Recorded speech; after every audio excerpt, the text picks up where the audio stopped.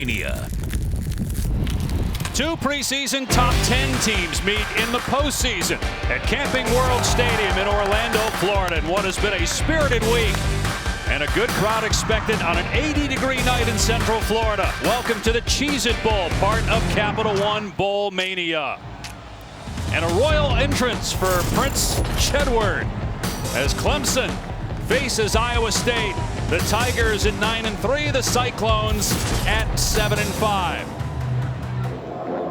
Clemson trying to secure its 11th consecutive 10-win season, which would be the third longest in college football history.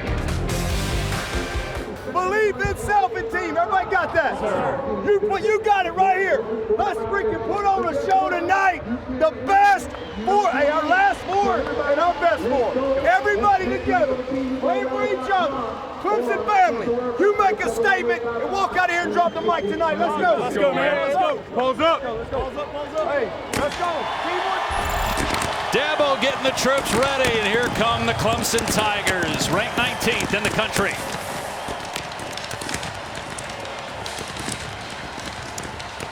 They started the year number 3 in the preseason. They faced another top 5 team in Georgia week 1 and lost to the Bulldogs, who are in the college football playoff. Also losses against NC State in double overtime and at Pitt. But Clemson finished strong, winning its final 5 games and scoring 30 or more in each game. And welcome to the booth. Dave Pasch with Dusty Dvorak. Tom Luginbill down on the field. So Clemson's 6 straight appearances in the college football playoff. They miss out this year. Let down? Well, you just heard Dabo's speech to the team, and we talked with him yesterday. He's as fired up for this game as he has been for the last several years.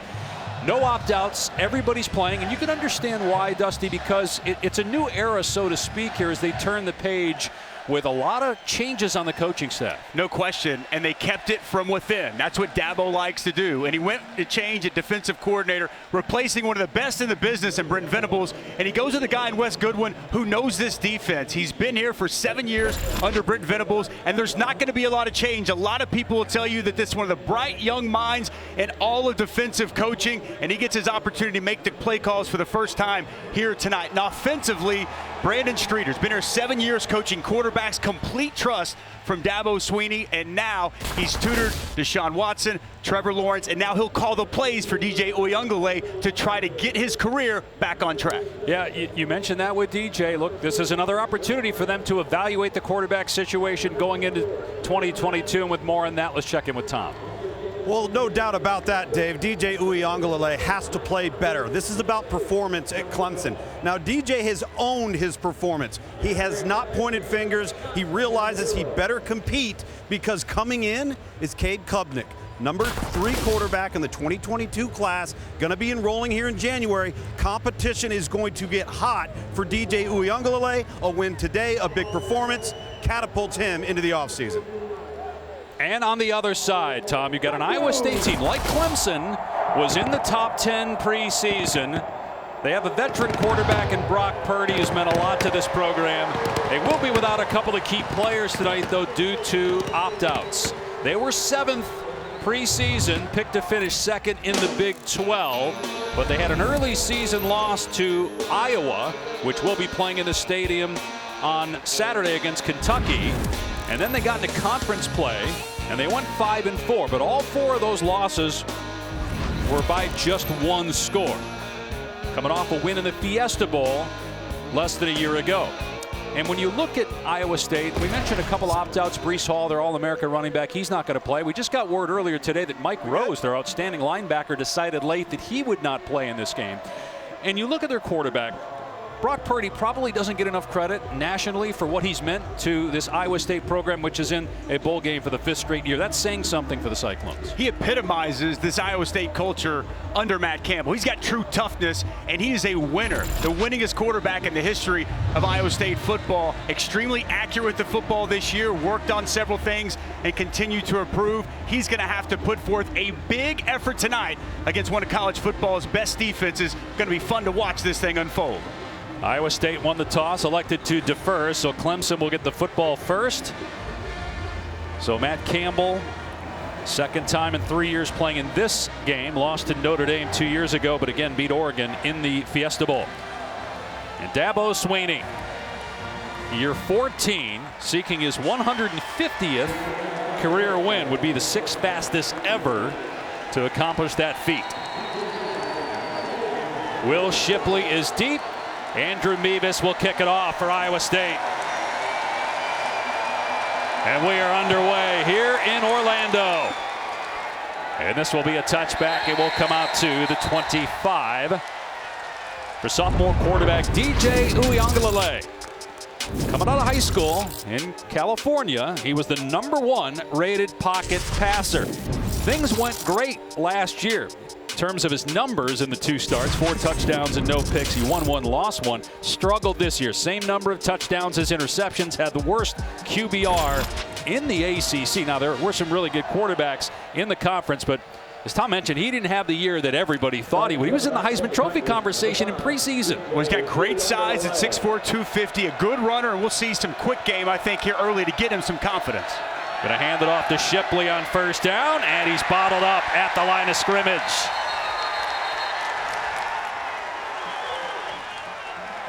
Take a look at some of these impacts today. A couple of wills coming at you. Will Shipley, fantastic true freshman running back who's been great the last couple of games, over 100 yards, and defensively. Will McDonald, the Iowa State all-time sack leader, really does an outstanding job with speed getting after the quarterback. 22 sacks the last 2 years for McDonald.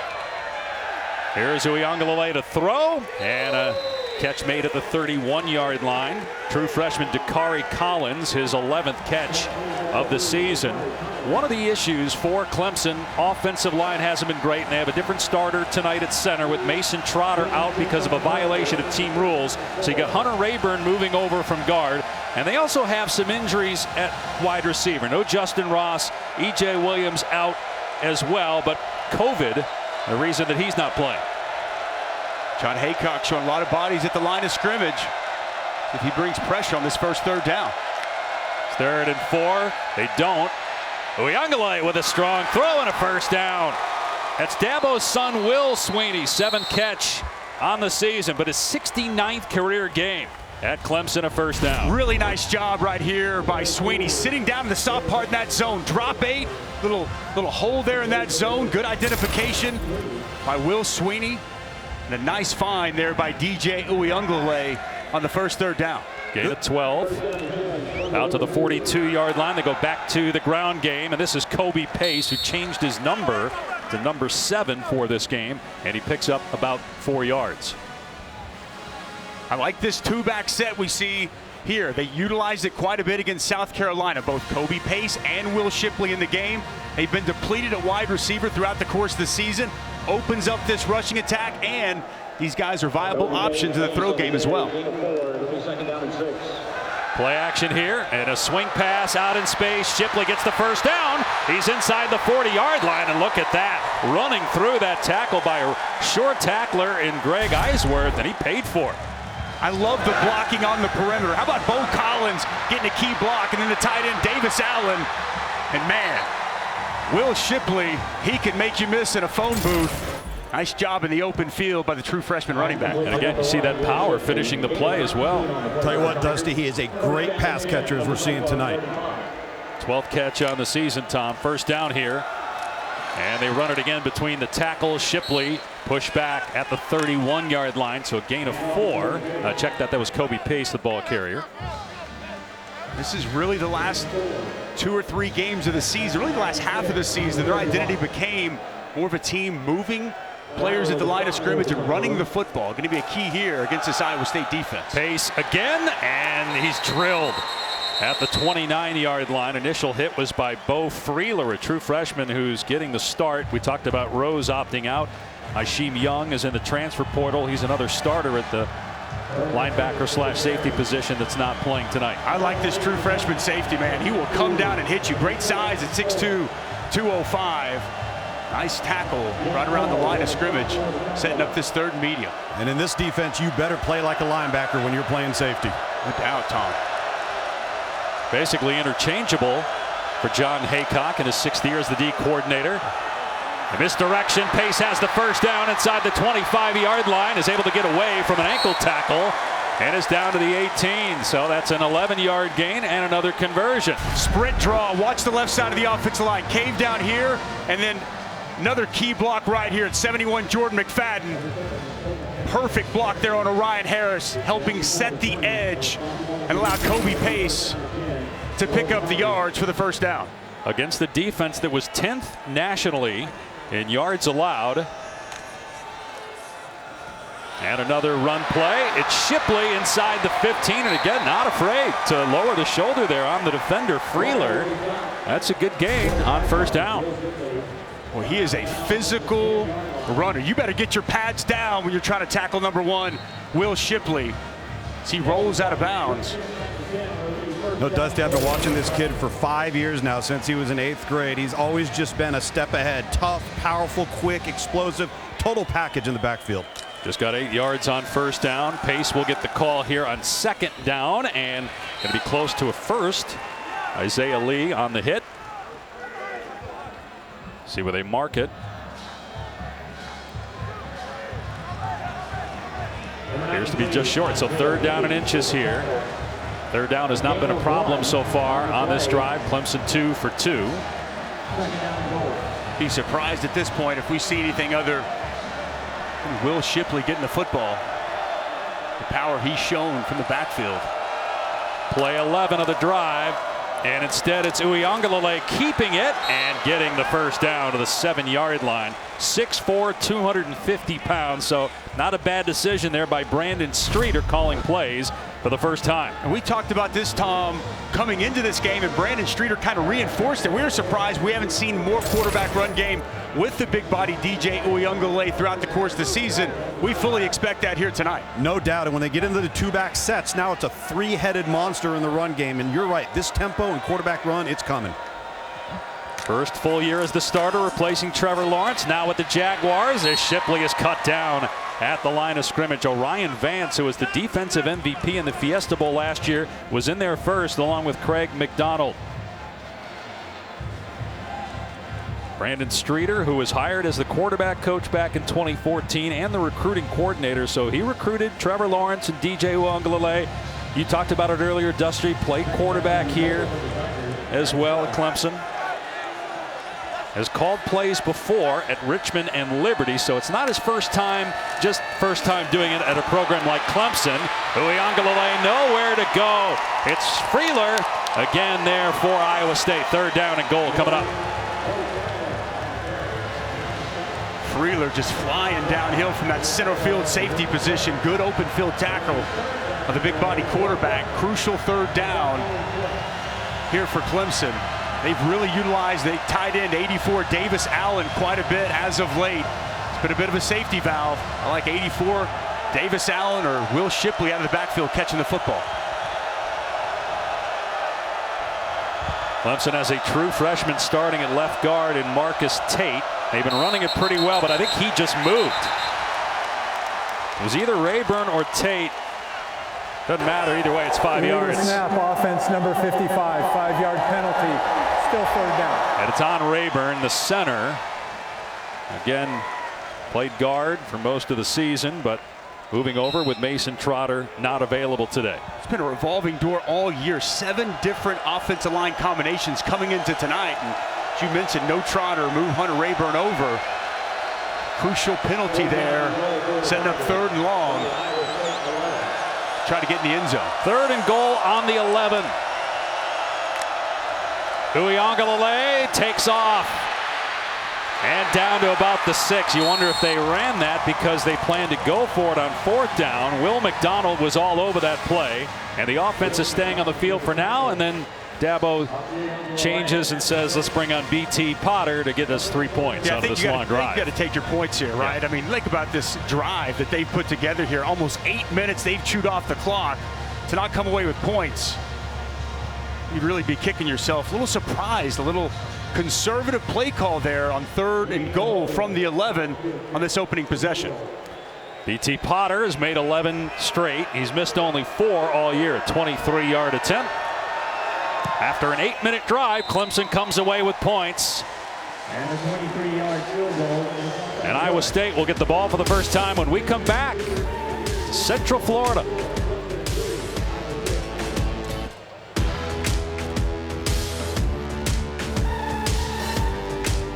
Orlando, where Clemson has a 3-0 lead after a 15-play, 8-minute drive, including 6 plays in the red zone, but they had to settle for a field goal in part because of a false start. This is an excellent defense.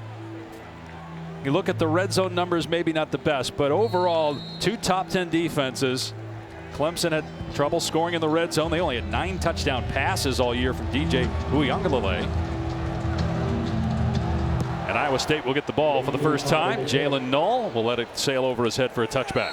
Iowa State has been fantastic in the red zone all year. Lived through there. So Brock Purdy holds 32 program records, winningest quarterback in the history of Iowa State. Top 10 in Big 12 history in completions, passing yards, total offense. One of only 6 in the conference with more than 10,000 passing yards and over 1,000 rushing yards. Maybe the expectations early on for Brock Purdy were too high because the program got off to a great start in his tenure. I think everybody started to expect by year 2 or 3 he'd be in the Heisman discussion, but outside of that, he's had a terrific career. Big reason why the Cyclones are where they are as a program. They run it on first down. Jirel Brock, who's in for Breece Hall, the All-America running back who opted out and is going to be a high draft pick. Yeah, they're going to miss Breece Hall. Man, he is such a key component of this offense. Jirel Brock going to get a great opportunity tonight, and Iowa State up to the line of scrimmage very quickly as they look to the sideline. No Xavier Hutchinson in the ball game to start in this opening possession as Iowa State motions Brock out to go empty. He's got a thumb injury, but he did warm up and he is out there in full pads. Purdy from the pocket has a completion to his sure-handed tight end, Charlie Kohler, one of the best in the country and also an excellent student. In fact, he won the Campbell Trophy, which is the academic Heisman, and he is close to a first down. Be 3rd and 1 though. Uses his body so well, 6'6", 260, kind of posted up there, shielded the defender away. Good ball placement from Purdy. And Brock is wrapped up in the backfield and spilled. Myles Murphy shoots through that offensive line and gets the takedown to force a punt. Well, this is a great defensive front. Myles Murphy, he's the bell cow. Watch him right here just shoot through the defensive line. That offensive lineman goes away, up the field. Myles Murphy goes. Excellent first step. And that's what this Clemson defense does. They create negative plays, sacks, tackles for loss, and the opening possession there for Wes Goodwin off to a great start. I'll tell you, the 3 and out, Dusty, when you had an 8-minute offensive performance that Clemson has, puts so much pressure on Iowa State offensively.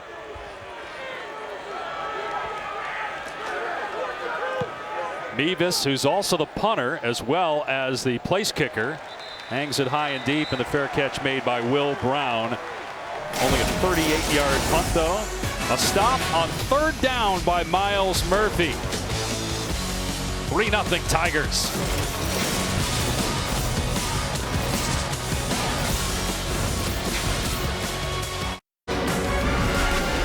The Cheez-It Bowl is brought to you by Cheez-It. Cheesy, crunchy satisfaction. Yeah, the Cheez-It Bowl pep rallies for both teams held yesterday afternoon. One of the best things we've seen, one of the best moments of bowl season, Dabo Swinney and Matt Campbell, the 2 head coaches, riding together on a roller coaster, sitting next to one another. You won't even sit next to me on a roller coaster, Dave. Jeez. These guys have so much respect for one another. 2 of the great culture-building head coaches in all of college football. And you're right. Anytime these bowl games, all these different activities, always great to see these coaches enjoying it, embracing the moment. Well, you're so intense, man. I'm just worried that you're going to get all fired up and knock me off the roller coaster. That's why I got to sit in a separate carriage. Who are we kidding here? We won't even sit next to you in a car. That's a good point from both of you. And, of course, we've got college football playoff semifinals December 31st. Goodyear Cotton Bowl Classic, Capital One Orange Bowl, Bama, Cincinnati, Michigan, Georgia. Clemson offense back on the field for the 2nd time, leading 3-0 after an 8-minute drive to start the game. Uiagalelei with a swing pass out of the backfield, and Pace is past the 35-yard line and close to a first down. It's good perimeter blocking. It was trips to the field. They get out in front. All 3 of these guys. Nice job. Really, it's Swinney with a nice cut block. And you see Pace with the ability to make defenders miss in the open field. Quality pickup on first down. Staying true to what we thought. Quick game, easy throws here early for DJ Uiagalelei. They were 103rd in pass offense. They try to run it here and nowhere to go as Zach Peterson is all over pace in the backfield, a loss of a couple. Well, that's how you set a firm edge. Zach Peterson gets up the field, digs that out from underneath the offensive lineman Will Putnam. Nowhere for pace to go, but looked like second and very short. Now third in medium. Quality stop there by the senior. Honorable mention all Big 12 this year for Peterson. And a big play on second down.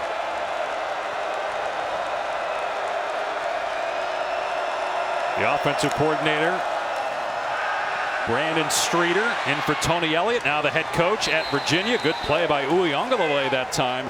Finds Davis Allen as tight end for his 27th catch of the year and a first down. Well, Anthony Johnson, the corner, was put in conflict. As Uiagalelei tucked the ball to run it, Johnson took one step at him and he left his man Davis Allen on the sideline. Quality decision there by DJ to find his tight end and move the sticks. So he's 5 for 5 passing here in the opening quarter. He'll throw it again here off play action. Has time. Wide receiver is wide open.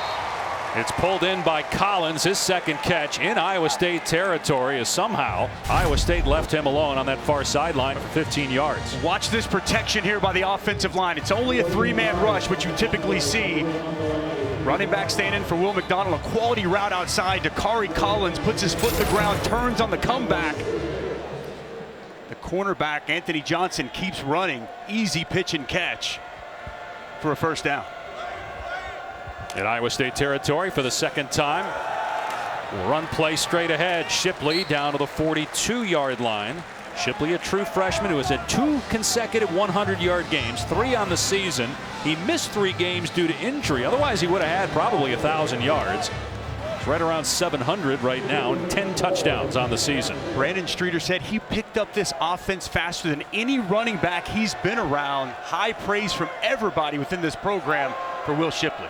His running back coach is C.J. Spillers in the College Football Hall of Fame. Great running back at Clemson. Unable to handle that pass, though. It was a little high by DJ. Incomplete, so it'll bring up third down.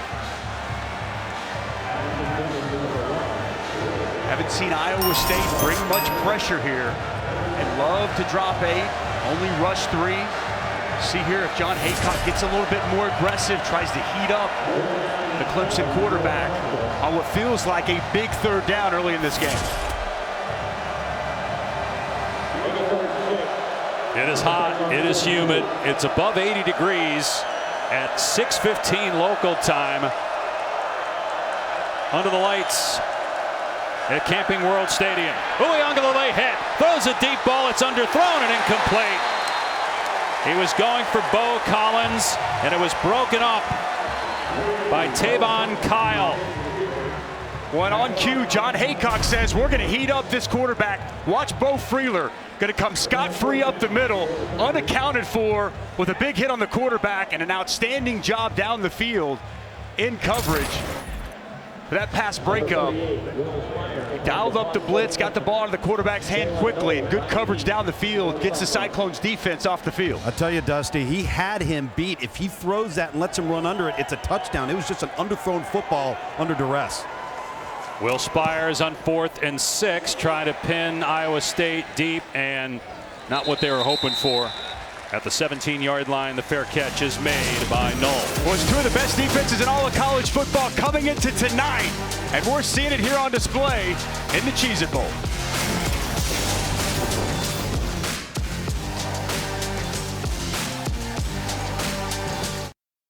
Hall, one of the top running backs in all of college football. 24 consecutive games with a rushing touchdown. That's an FBS record. He led the country in total touchdowns this year with 23.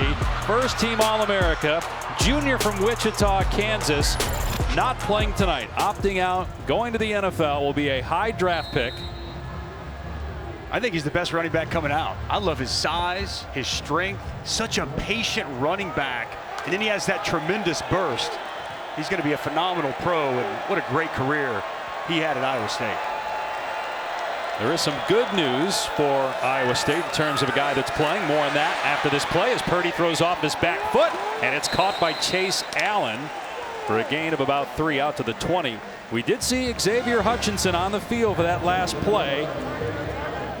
And talking with Matt Campbell yesterday, he told us they're the healthiest they've been all year and that everybody was good to go. And then come to find out that Xavier Hutchinson has a broken thumb and had surgery on it, but he did warm up, was not out there for the first series, but we did see him out there for that last play. And also the center, Colin Newell, come to find out again just before kickoff that he's not available because of a foot injury. Trevor Downing, the outstanding left guard, moves the center, was shuffling on the offensive line against a great D-line. Purdy throws. That's a strong throw and a catch close to the line to gain. So you got Tyler Miller in at left tackle as well. That's a guy that's played only 3 games on the season. He's 6'9", now playing left tackle with all the shifting up front. Yeah, and Dusty, when I was talking with Matt Campbell pregame, he thinks Downing will be the #1 center in college football next year. He said, in fact, we've been so banged up across the board, we've just tried to keep our best 5 in the same place at once, but if I could do it again, he'd be the center. So they're in good hands for Brock Purdy. So if they can get a first down here on 3rd and 1, and they do with Jirel Brock, who came in with just 23 rushes on the season because Breece Hall was getting it every single play. Quality forward lean right there for Jirel Brock. Not a whole lot going. He just lowers his shoulder, keeps the feet churning, and moves the chains. There are other options. Eli Sanders is injured, a true freshman that had 9 touches. Deion Silas had only 11 rushes, and they're talking about burning his red shirt unless they just feed Brock the whole game. Silas has played already in 4 games, so we'll see if we see the true freshman from Memphis at all, or if it's just Brock. Final seconds here of the first quarter. First down for Iowa State, just shy of its 30-yard line. And it's Brock again with running room to the second level. First down out to the 43-yard line for a gain of 14. Well, it's an outstanding job off the right side. Schweiger and Simmons open up a huge hole. And you see Brock with the speed hitting that downhill for a big pickup to wrap up this first quarter. Iowa State starting to get something going on offense after Clemson had the ball for most of that first quarter. It's 3-0 Tigers after 1.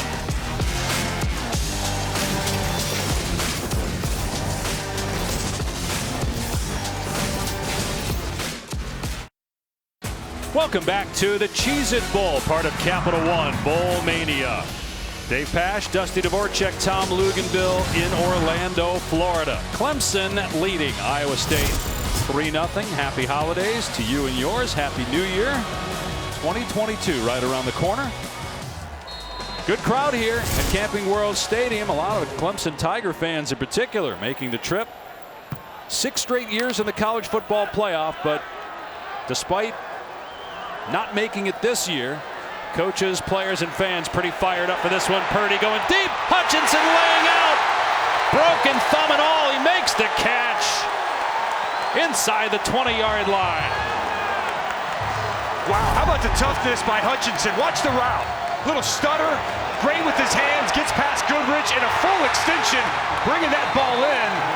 Broken thumb don't matter for one of the best receivers in the Big 12.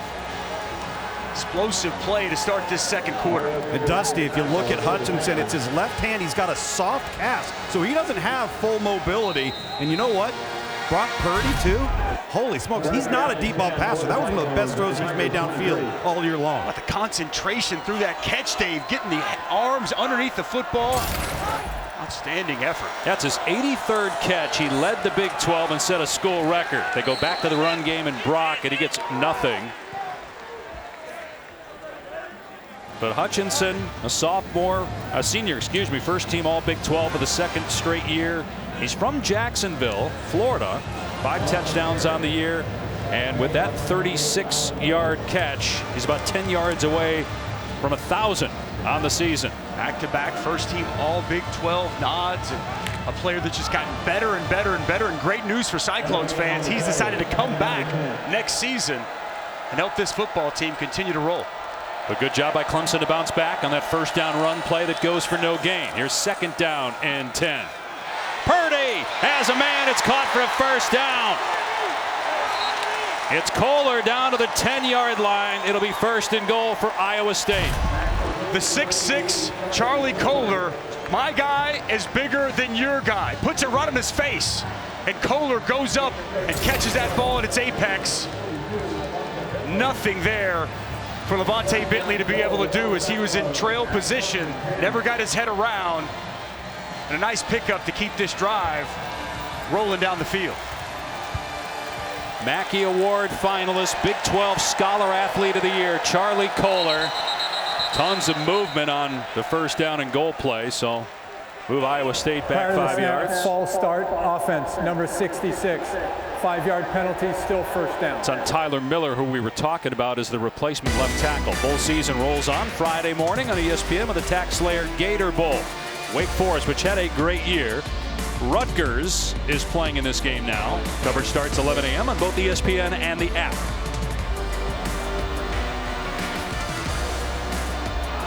So 1st and goal from the 15-yard line after the false start against Tyler Miller. Redshirt freshman playing just his 4th game of the season. Thrust in there at left tackle, going up against some pretty good defensive ends. Purdy leaves the pocket, being chased by Xavier Thomas, and Purdy makes a sweet move in the open field there, juking Trenton Simpson and getting about 5 yards. Good speed to the perimeter here by Purdy. You had Xavier Thomas in full chase, lost his footing. I see you there, Brock Purdy. Little fake throw, side step, getting out of bounds, no contact. Hey, Dusty, how about the pump fake 5 yards downfield? It doesn't matter where you make it. I can tell you, I've done it. Every defender's going to leave their feet. Matt Campbell sung the praises of Brock Purdy for about 15 minutes in our conversation with him as they run it here to Brock. He's down to about the 5-yard line, so 3rd and goal coming up. But Purdy, a senior from Gilbert, Arizona, 32 school records, including passing touchdowns, total touchdowns. But Matt Campbell said, look, it's his leadership. He is a guy that it doesn't matter if we're winning or losing. He's the same. He's the same every game. He's the same every day. And everybody in that locker room looks to him as the leader. No question. He's created belief inside that locker room. And I'd watch these 2 tight ends right here. Chase Allen, Charlie Kohler, 2 big targets that he loves in the red zone. Purdy off the mark. Going for Chase Allen. Boy, kind of awkward. Don't know if Allen saw it or what happened there. He reacted awkwardly. Ball got on him hot. Just a quick stick route. And as he turns, that ball's already going past him. Makes you wonder, did he run the wrong route, though? Did he stop too soon based on where the ball was thrown? Ball thrown just a little bit outside, I think. That's just a simple route. Should have been an easy pitch and catch. Chase Allen had good position. Missed opportunity there for the Cyclone offense. That's on Brock Purdy, Dusty. And you could tell by his body language at the end of the play, too. Yeah. So a 22-yard attempt for Andrew Mevis, who's made 14 in a row, make it 15 straight. So both place kickers with short field goals here early 2nd quarter. The game is tied at 3.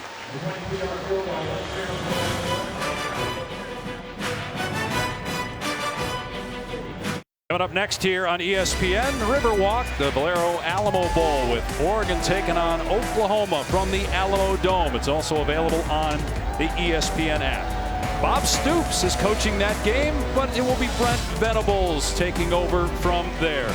Longtime defensive coordinator at both Oklahoma and here at Clemson. So happy for him. Such a passionate coach, one of the best coaches I've ever had the chance to be around. One of the best defensive coordinators college football has probably seen in the last 20 or 30 years. What he's meant to this Clemson dynasty, it's hard to put into words. And well, you would know as you played for Venables at Oklahoma.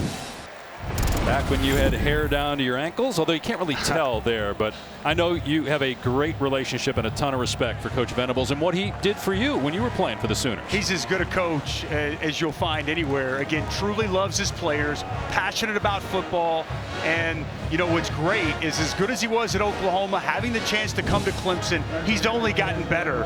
And one of his sons right there, Jake Venables, Tyler, another one of his sons here, and he just has loved his time here at Clemson. I think the Clemson family loves him.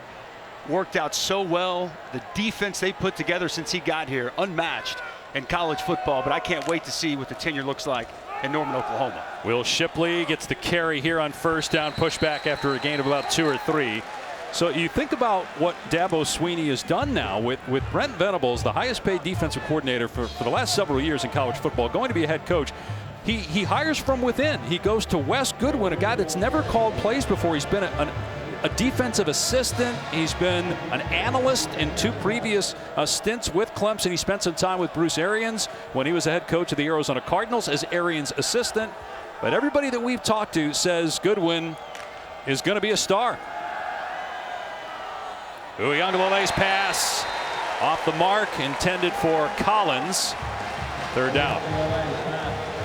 So Goodwin, who just turned 37 years old yesterday, along with Mickey Kahn, who's the co-defensive coordinator, but it will be Goodwin calling the shots. And he was Brent Venables' right-hand man for the last 4 years, and Coach V told me he's awesome, brilliant, thinks coaches with instincts and anticipation, humble yet very confident, and he understands football deeply and thinks he's going to do a great job.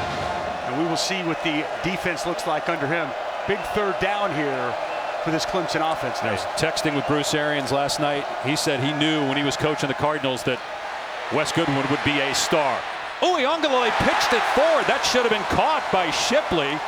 Good improvisation by the quarterback, but Shipley just dropped the ball. 4th down. Yeah, no question here. It's a good pass rush coming off the edge. Really nowhere for Uiagalelei to go with the ball down the field. He locates Shipley. That's a ball that he's got to catch. Allows it to come to his body. Bounces off the shoulder pads, and a quick 3 and out for this Iowa State defense.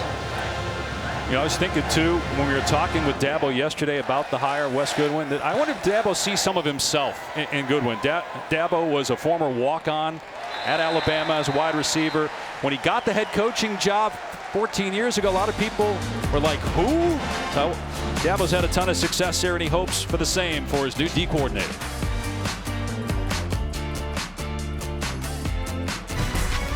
The Cheez-It Bowl is brought to you by Cheez-It.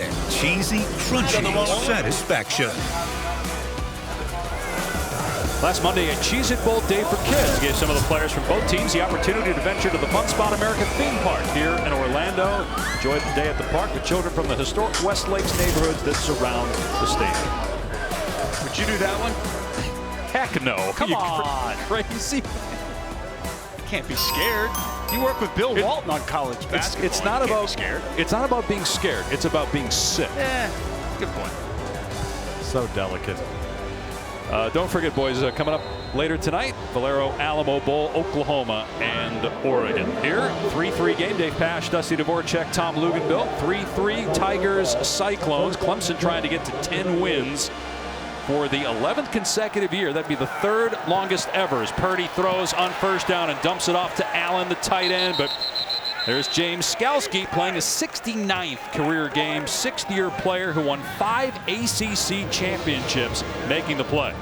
Remarkable the career he's been able to put together. First team all ACC this season. He's the alpha, he's the leader, knows this defense inside and out, wants to be a coach after his playing days, and he's basically a coach on the field for this team. And talking with Wes Goodwin, this staff, you know, one of the things he does, he pours his knowledge into the other players to help make this entire defense better. So Deion Silas is in. They're going to burn that red shirt. He gets the carry here, playing in his 5th game, just his 12th attempt. You can see the burst, though, off the right side for about 9 yards. And great speed to the perimeter. Quality block there by 11, Chase Allen, to help open up that hole and allow Silas to get to the edge. I'll tell you, Dusty, he better have great speed because he's not very big compared to what they've been playing with the last few years. Yeah, you see it there on the screen. Tom 5'8", 185. Breece Hall 6'1", 220, off to the NFL. Jairo Brock back on the field here now. Previous play is under review to determine where the runner went out of bounds. Okay, so they're going to check this out. We'll step away with the score tied 3-3. Iowa State Clemson. The feel was that he got a first down out to the 48-yard line, but replay stopped it, and as you see here, right foot of Deion Silas out of bounds in between the 44 and the 45-yard line. So it's going to bring up a 3rd down and 3 here. For Iowa State, early in the second quarter, Matt Campbell in his 6th year as the head coach, Big 12 Coach of the Year 3 times. And he and his staff have done a tremendous job with this program. School record, 5th consecutive bowl game. They lost a bunch of players to the transfer portal, 11 guys, and they got to replace Brock Purdy, who's meant a ton to this program. But based on recent history, the Cyclones coaching staff will do that. Here's Purdy in trouble, steps up, gets out of there, being chased by Skalski and dives for the first down at the 48-yard line. Great awareness on the field by Brock Purdy. It's good coverage by the Clemson secondary. And Brock Purdy, as he does so well, escapes a little bit of pressure, sidesteps, sees open grass, and dives forward to move the chains. Skalski was shaken up on the play, a timeout by Clemson. Skalski had to go to the sideline. He was hobbling off. Timeout on the field. Timeout by the Tigers. They have 2 remaining.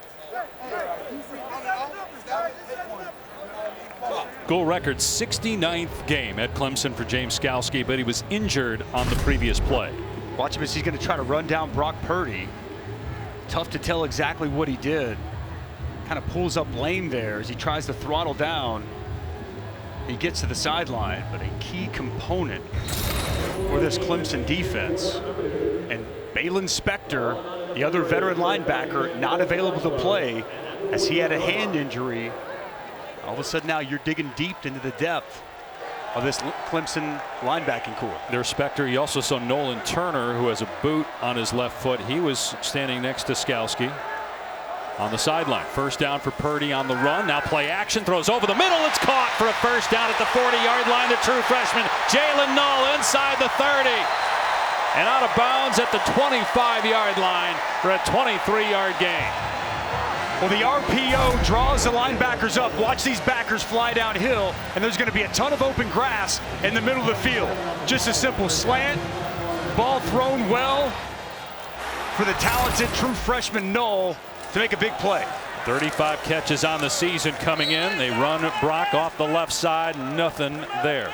Tyler Davis and Rook Orororo was just waiting all day to say that. Well done. Sitting there on the stop. Executed perfectly. Wow. I mean, it'd be one thing if it was just the Orororo, but the first name is Rook. So it's... He's a really good player. Oh, he is. Talented sophomore from Nigeria. 6'4", 300 pounds. Their entire front, 2 to 3 deep.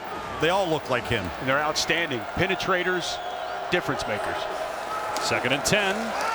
Purdy facing pressure and just throws it away. Again, you see just how good, not only big but athletic, those guys up front. That was Tyler Davis. And Tyler Davis, so talented, had a biceps injury that he missed a couple of games midway through the season. That was a simple inside twist game. And when you watch Clemson on tape, they are so well coached by defensive tackles coach Todd Bates. Their wraps are so tight, they're able to get to the quarterback well. Nice job right there by Tyler Davis getting Brock Purdy out of the pocket and forcing the throw out of bounds. See what Purdy does here. Up top, Kolar singled up. Instead, Purdy going the other way and not on the same page with his freshman receiver Jalen Null. That's 4th down. Miscommunication right there. You see Null look back at the quarterback Brock Purdy. He went one way. Brock thought he was going to go another way. A little miscommunication on 3rd and long. Brock letting him have it too. The veteran letting the young guy know you got to move away from coverage, not go into coverage. Beavis made a 22-yarder. This is a 43-yard attempt. He's made 15 in a row.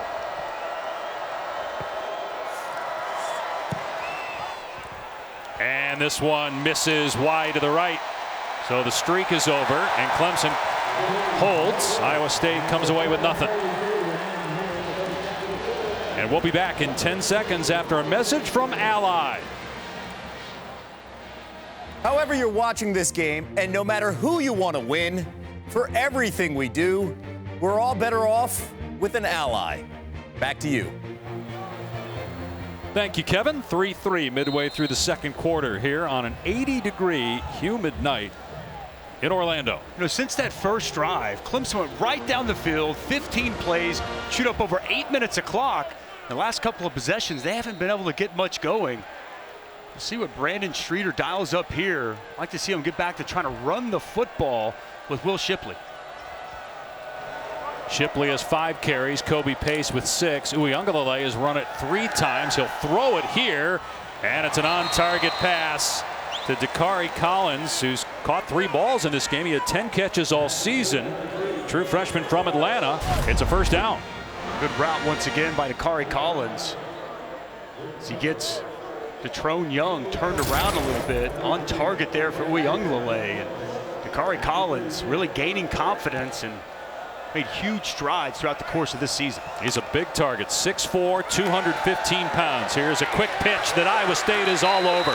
Shipley wrapped up by 3 Cyclones. Zach Peterson leading the charge.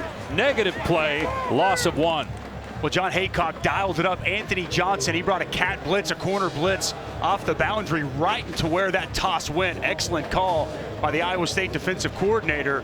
And then the pursuit was on as Shipley tried to cut it back. Nowhere to go on this Cyclones defense. 6th year for John Haycock as the DC. -3 starters, including Mike Rose. Would have started his 50th game. He opted out for this game. There he is again. Collins getting another first down. That was 2nd and 11. And Uiagalelei's pass on the mark. And they moved the sticks after the gain of 13. The tight end Davis Allen went vertical, cleared everything out. A simple square in from the outside by Dakari Collins. And a good find by Uiagalelei as true freshman has become a quarterback's favorite target here in this first half. Uiagalelei pump fake. And now firing down the sideline behind the receiver. And wow, Sweeney absolutely got smoked by Greg Eisworth. And here comes a penalty marker. Unnecessary roughness likely the call. Will's dad doesn't like it. The fact that his son got lit up that time by Eisworth on clearly a play where the ball was already past him and incomplete, wasn't going to be caught. Unnecessary hit by Eisworth. The result of the play is an incomplete pass. After the play, personal foul, late hit, unnecessary roughness, defense number 12. 15-yard penalty from the previous spot, automatic first down. Greg Eisworth is a veteran player. I think he must have just got a little bit lost as to where he was on the field. Not a smart play whatsoever. This is a veteran that knows better than that. Costly penalty there on a guy who's made 4 different all Big 12 teams and really one of the key leaders of this Cyclones defense. Poor decision with that hit out of bounds. 3-time captain. So Clemson inside the Iowa State 40-yard line, 6 minutes remaining in the half. Clemson going to keep it on the ground with Shipley. Down to the 35-yard line, so a pickup of 3, tackled by Jake Hummel, their leading tackler. You know, it's pretty remarkable when you look at this Cyclone defense. 3-3-5, right? Yet they can still stop the run, and they deploy that 5 guys in secondary, the 3 safety high look to really limit explosive plays down the field. Yet they're still so good at minimizing rushing attacks. It's why John Haycock is revered around all football for this scheme. Uiagalelei dumping it off to Shipley out in space inside the 30, got the first down, a flag down, Shipley inside the 10 and all the way to the 5. Let's see if it comes back though. The flag was thrown around the 15-yard line. Usually that's offensive holding.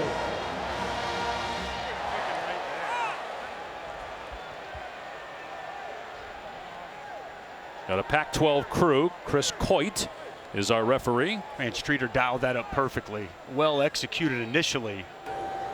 During the run, illegal block in the back, offense number 71.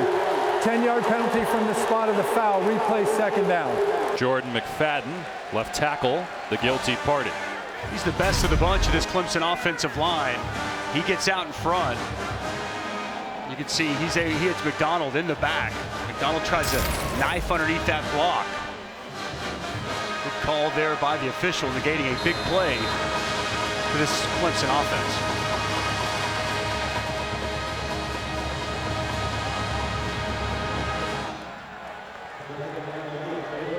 So 2nd down and 8.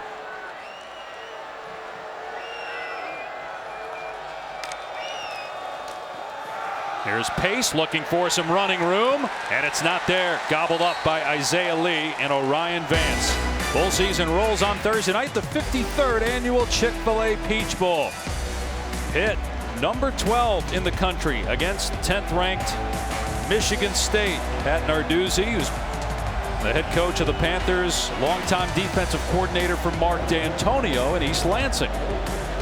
Be a fun game tomorrow night. No Kenneth Walker, no Kenny Pickett, but still, two programs had outstanding season. That'll be a fun watch.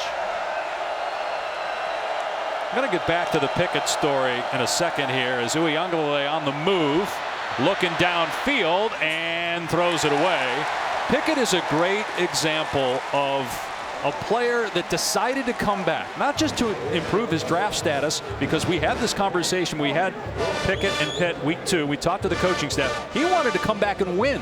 He accomplished both. He's going to be a first-round or second-round draft pick. He probably would have been 4th or 5th last year, and they won the ACC. No doubt. He wanted to come back, win a championship, be in the Pitt record books, and improve his draft stock. Check, check, check. What a phenomenal season for Kenny Pickett and Pitt. Meanwhile, B.T. Potter attempting a 51-yard field goal. Mevis missed on the other end for Iowa State a moment ago. This one looks good. And it is good. From 51, that is a season long. And Clemson leads it 6-3 with 4:07 to go in the half. Boy, Potter has been outstanding this season. Big field goal. In a game with this much defense, every point going to count. Nice job cashing in there by the Clemson kicker. This season, along with their contributions to universities' general scholarship funds for every field goal and extra point made, All-State also donated to the American Red Cross to help with disaster relief efforts. Thank you, All-State.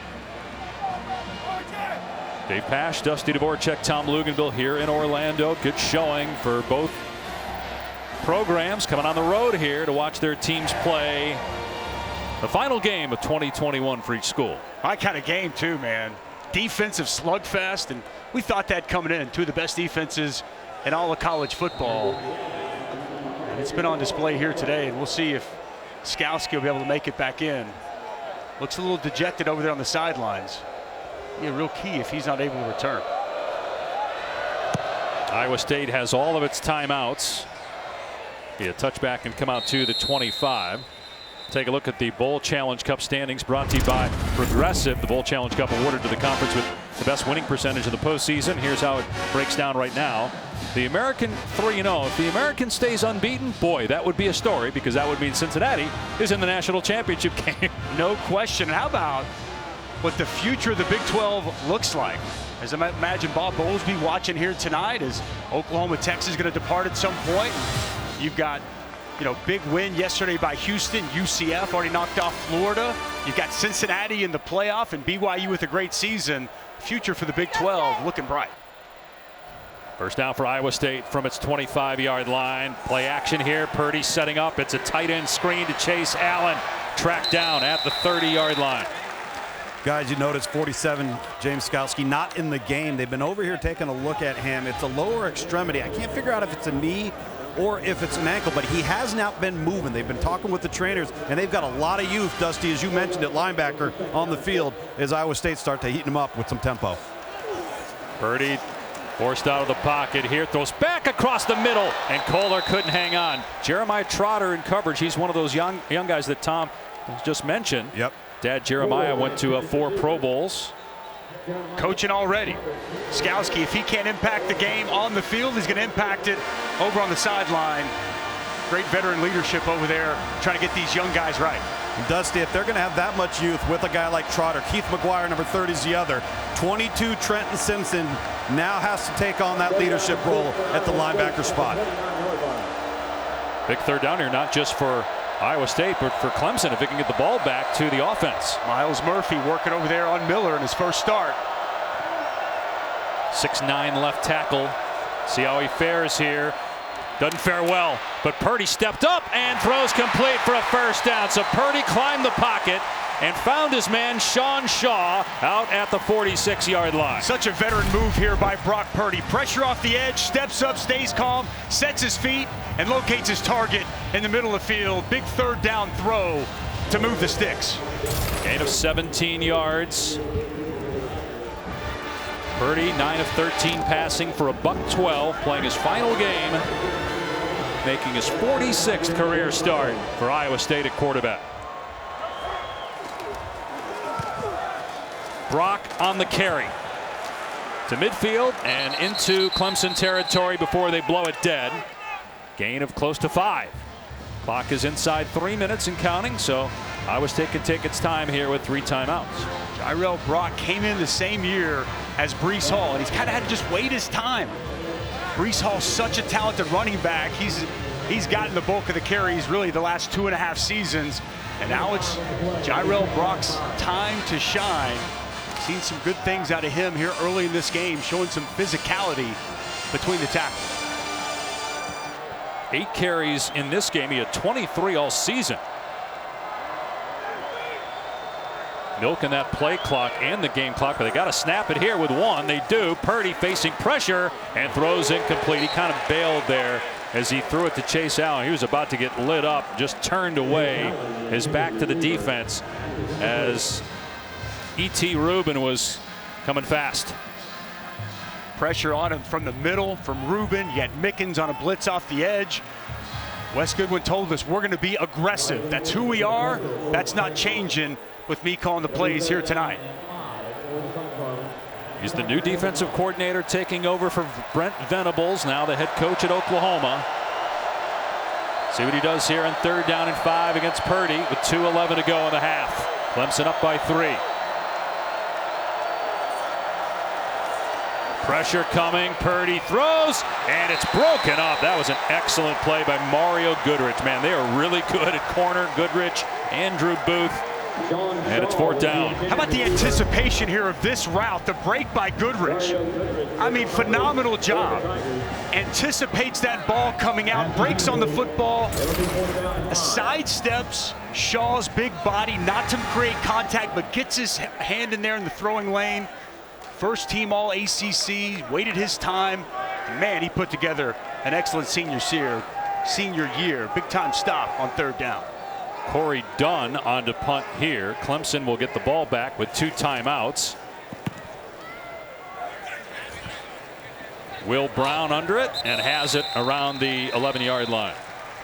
Bowl season continues Thursday on ESPN, starting with the Duke's Mayo Bowl, Battle of the Carolinas. The TransPerfect Music City Bowl features Purdue and Tennessee. And finally, 10:30 Eastern Time, the SRS Distribution Las Vegas Bowl, Wisconsin and Arizona State. What if I dumped a bucket of mayo on your head? I'd rather have the bucket of Cheez-Its, all right? Yeah, if you have a choice between one or the other, I'll take the Cheez-Its. But don't you lose the element of surprise with the mail, because it isn't going to take like 10 minutes to pour out? Oh my God! You got to just stand there and take right? it. You just By the way, take it. Dump it out glue on your head. Luke, so we have all these Cheez-It bags up here. I've gone through about 8 of them. If you can find, you said there were some Buffalo Cheez-Its. Oh, if you can Buffalo find some of those, please send some up. That and jalapeno. Me and Dusty already talking about it. Uyunglele with a short throw on 1st down and a gain of about 4 or 5 for Dakari Collins. Plenty of time here for Clemson. 2 timeouts remaining.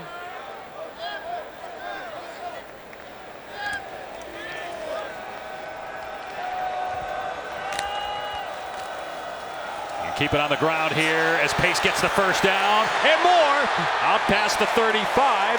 Pushed out at the 38.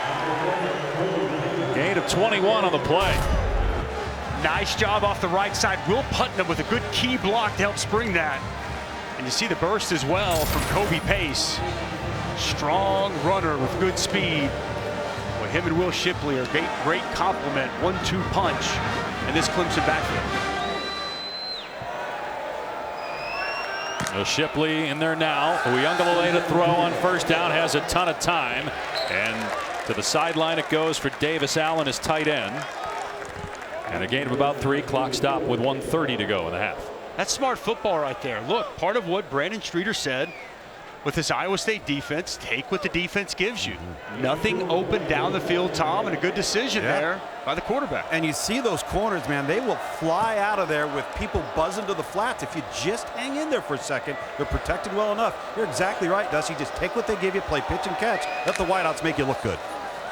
Play action, and that pass off the mark intended for Ngata. We touched on this in the open, but DJ will get some competition next year. Cade Klubnik, who many people have as the top-ranked quarterback in the country. He is coming to Clemson.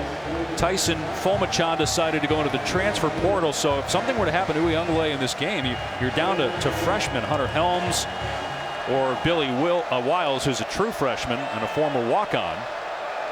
The evaluation process has been going all year. Will continue into the offseason as to who will be the quarterback for Clemson in 2022 as they try to get back to the college football playoff. Made it 6 straight years until this season.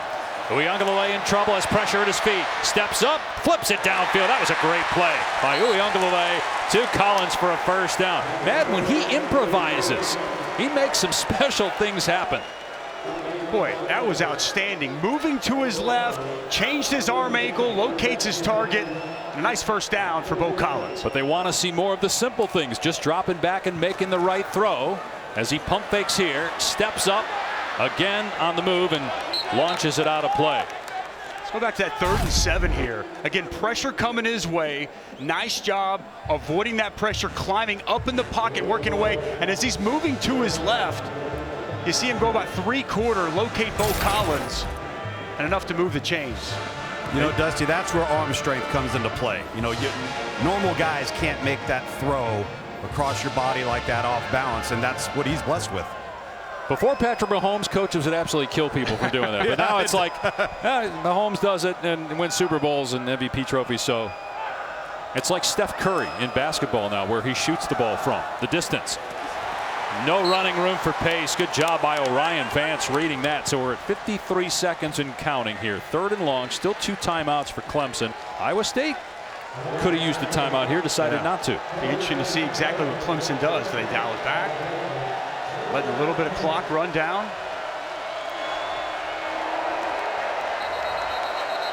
Timeout. Yeah. So Dabo will call a timeout here. That will leave Clemson with 1. 35 seconds on the game clock. Coming up on the Smile Direct Club halftime report. Kevin Agati, Booger McFarland, Joey Galloway joining you from the Orange Bowl to get you up to speed on everything, including the matchup Michigan, Georgia, Stetson Bennett. It says Stetson Bennett against the Michigan D line, but it's the Georgia O line, really. I mean, Stetson Bennett's worried about it, but he's hoping his guys up front will take care of Aiden Hutchinson and company. David Ajabo, probably the best defensive end pass rushing tandem in all of college football. I think the bigger key for that game is going to be, can Georgia run the ball? Slow down that pass rush of Ajabo, of Hutchinson. Can they win the line of scrimmage with that talented backfield and run the ball? And then on the flip side, how about that Michigan offensive line? Win the Joe Moore Award. I think it's the best front in all of football from Georgia. That's going to be a good one on Friday. I'm so psyched. That's like, for me, the most anticipated college football playoff semifinal game in a while. I mean, there's great games every year, but because Michigan finally has gotten this far with Jim Harbaugh, can they take the next step? And can Georgia, which surprised a lot of people when they didn't go undefeated and lost to Alabama, with how good they've been on defense this year. No question. I mean, it's been phenomenal. And, you know, for Jim Harbaugh, what a year it was. Last year, a lot of people want to run him out of Ann Arbor, and the administration, they stuck with him, took a pay cut, completely revamped his defense, went really young with that staff. And as you see with the graphic there, boy, it paid dividends. That defense has really stepped up in their ability to run the football. It's been a fun year to watch. And with Georgia getting upset against Alabama, questions now as that game becomes all the more interesting. Here it's 3rd down and 10 for Clemson. Uyunglele steps up and dumps it off to his check down Pace, who is wide open, and he runs out of bounds, gets them into field goal range. Remember, Potter just made a 51-yarder from where they are now, would be about a 48 or 49-yarder, and they still have 28 seconds to go and a timeout. Well, the linebackers in the middle of the field, they completely vacated, left the check down wide open for Pace to be able to get it. And it was a good decision by DJ Uiagalelei. But as the linebackers completely vacated Orion Vance, Gary Vaughn, nobody left in the middle of the field, and a big-time first down.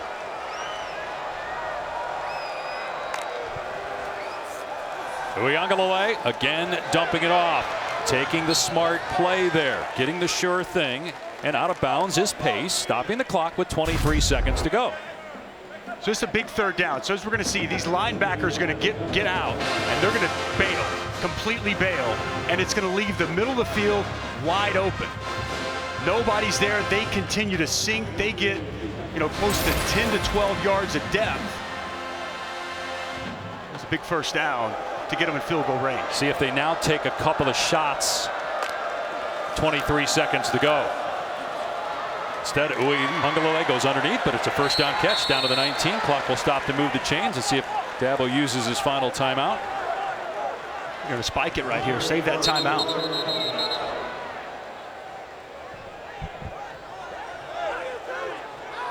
The official stopping things. The clock is moving. Iowa State was allowed to substitute, but the clock should not have started. Please reset the game clock to 17 seconds. 17 seconds, it'll start on my signal.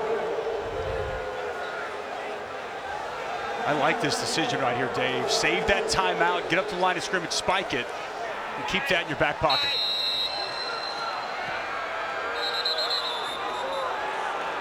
Boy, do they actually... No way 3 seconds should have gone off the clock there. Just... Crowd doesn't like it. It's second down. Dabo doesn't like it. Okay, it's second down because of the spike, but yeah, the 3 seconds is interesting. So we're down to 14, still one timeout left, 11th play of the drive here. We'll see if you probably have 2 shots at the end zone. Got to be careful, obviously. You have points, you would think, with BT Potter is one of the best kickers in the country. 21 of 25 in the season, made a couple of 50-yarders, including a 51-yarder in this game tonight. Collins isolated up top. Uiagalelei in trouble, gets rid of it. Dangerous throw that time. Thankfully for Clemson, there were no Iowa State players in the areas. He just threw it up for grabs. Well, Isaiah Lee with a really good rush inside. You see him using his hands on the center. Hunter Rayburn grab an arm over, and he's into Uiagalelei's lap immediately. A bit of a dangerous play there. Just letting that ball flutter in the middle of the field. Dusty, going back to your point, they got to take advantage of the one-on-one that they've got at the bottom of the screen for y'all. 6'3" versus 5, what, 11, 5'10"? And you would think they'd take the shot here. Again, knowing you have the field goal. Uiagalelei to the sideline, and it's dropped at the 10-yard line by Bo Collins. 5 seconds to go, 4th down, and Clemson will have to try the field goal now. And Bo Collins doesn't look this ball in. Takes his eyes off, looks at the defender, Hummel, as he's in pursuit. He'll look that ball in, catch it before you work your way out of bounds. But even if he catches it, you're still kicking the field goal at this point. A little surprised they didn't at least take a shot to the end zone there. Completely with you. And as Tom mentioned, you've got a size mismatch outside. 6'4" Dakari Collins, 6'3" Bo Collins. Timeout, Iowa State, their second of the half, 30 seconds. Bowl season continues New Year's Day on ESPN, the PlayStation Fiesta Bowl on ESPN between Notre Dame and Oklahoma State. Rose Bowl game presented by Capital One Venture X, Ohio State, Utah, and then we finish off with the All-State Sugar Bowl, Baylor and Ole Miss.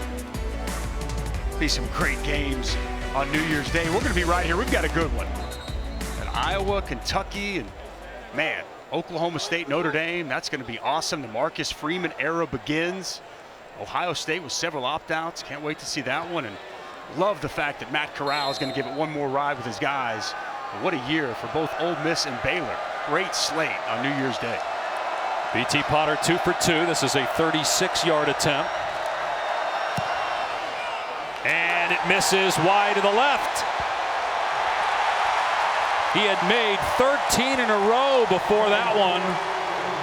First touchdown might win. We've had a pair of missed field goals, 3 made field goals, and it remains 6-3 Tigers at halftime.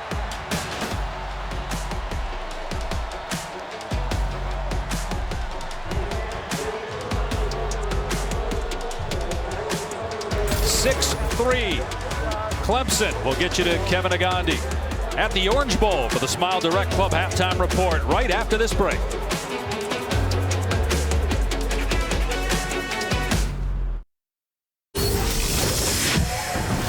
Welcome back to Capital One Bowl Mania. Welcome back to the Cheez-It Bowl, part of Capital One Bowl Mania. Beautiful night in Orlando, Florida. And a packed house here at Camping World Stadium for Clemson and Iowa State. And the Tigers seeking win number 10 for the 11th consecutive year. They lead 6-3. Our first half stats brought to you by PlayStation. No touchdowns in this game. A pair of missed field goals by each team. No turnovers. Only 2 penalties for each team. DJ Uiagalelei had a productive first half with yardage, 145, second most in any half this season. Brock Purdy, Iowa State quarterback, 9 of 15 for 112 yards in his 46th start in his final game as a Cyclone, a big part of the success for Iowa State in its 5th consecutive bowl game, a school record. Won the Fiesta Bowl against Oregon last year in a home game for Purdy, who grew up in the Phoenix area in Gilbert. He'll be playing an East-West Shrine game coming up, and he's trying to go out on a high note by beating Clemson here in Orlando. B.T. Potter, who missed a 36-yard field goal at the end of the first half, will kick off here. Jalen Null is the deep man, and it will go over his head for a touchback. Welcome to the booth, Dave Pasch, Dusty Dvorak, Tom Luganville down on the field. Well, Dusty, we were talking about this during the break at halftime, that this game has gone exactly how we thought it would in terms of the defense. 2 top 10 defenses, they played like it in the first half. No question, especially in the red zone. 3 red zone opportunities between the 2 teams, no touchdown. So really bowing their necks as the offenses get closer to the end zone, and no turnovers so far in this game. Whoever makes a mistake or a big play on special teams could be the difference in a defensive battle like this. We mentioned the 2 penalties on each team. They were costly in terms of a late hit out of bounds by Clemson led to 3 points for Iowa State as Jairell Brock runs straight ahead for about 3 yards, and then he had a false start on Clemson, which cost him an opportunity at a touchdown on a goal-to-go situation. Well, Dusty, you're right. You talk about the red zone defense. First words out of Dabo Swinney's mouth going into the locker room were the red zone penalties. First series of the first quarter, and then again on the long screen that was going into Will Shipley, and then missing the field goal in the 2-minute. Getting back to running the football is critical for Clemson in this half. Here's Purdy stepping up and dumping it off to Jared Russ. Walk on first team all Big 12 fullback, and he's got a first down. You know, you look at this offense and talking to Matt Campbell coming out, Dusty, he said, we are so close. We're an eyelash away on a play here or a play there. He loves the productivity on 3rd down from Brock Purdy. Says we're moving the ball. We've got to come up with some answers in the red zone. Totally agree with that. I think both of these offenses, you know, want to try to continue to run the football, but I was impressed with that opening half of Brock Purdy. No Breece Hall, opted out, going to the NFL. So Jairell Brock is the running back, and a flag comes in as Brock is stacked up at the 39-yard line. Jalen Phillips leading the charge there defensively for the Tigers. Holding offense number 52, 10-yard penalty, replay first down. Trevor Downing, who is playing center because of an injury to Colin Newell. Big 12 Now on ESPN Plus is a must for Big 12 fans. The documentary series Our Time is back, and this year they have unprecedented all access to both the Baylor men's and women's basketball teams. The show premieres Thursday, January 6th, then every Thursday for 11 more weeks. A new show will be available exclusively on Big 12 Now on ESPN Plus. Well, Baylor's got it going right now. On the football field, on the hardwood. Great year for the Bears. And it might be that way for a while. Here's Silas off the left side and run out of bounds at the 31. Big hit by Booth. 8 of 5. And not a good sign there with James Skalski, the veteran linebacker, that right leg in a boot. Unfortunate, man, for all he's meant to this program. Part of 5 ACC championship and all those college football playoff semifinals, couple of national titles, and have his last game end in an injury. I hate to see it. You know what I love to see? He's still engaged. He's still trying to help impact this game and help his team get to 10 wins. But that's how Dabo Swinney has operated all week, as Purdy throws downfield, incomplete, going for null. When we talked to Dabo, he's always fired up, and we played for you if you are just joining us and didn't hear at the top of the telecast, the way Dabo was addressing the team pregame. He said, let's have our best 4 quarters. No opt-outs when in a time where you got coaches opting out and leaving their teams that are in the college football playoff mix in November. You've got a lot of NFL players that are on the field tonight for Clemson playing together because they have a chance to play with their brother one more time. No question. Andrew Booth, he's a first-round corner. Don't know if he's going to come out or not. And look, getting to 10 wins, it matters to Dabo. It matters to this team. And the way they've rallied after a 2-2 start, said it's as proud as he's been of any team he's had. On 3rd down and 15, Purdy with time. It's behind his intended receiver. Would have been short of the line to gain. Kohler couldn't hang on. Again, the pass was behind him. Big hit by Jalen Phillips, though, to dislodge it. 4th down. It's good coverage down the field, but as you mentioned, this pass gets away from Purdy a little bit behind Kohler. And a nice tackle coming in. Clean hit there by Jalen Phillips, separating Kohler from the football. And a good opening possession for Wes Goodwin's defense. Goodwin taking over for Brent Venables. Now calling the plays at age 37. And it's taken into the 22. And man, Will Brown is hammered. 46-yard punt. Wilson with the stop for Iowa State. 6-3 Clemson with the lead, and the Tigers will get the ball for the first time here in the second half when we come back.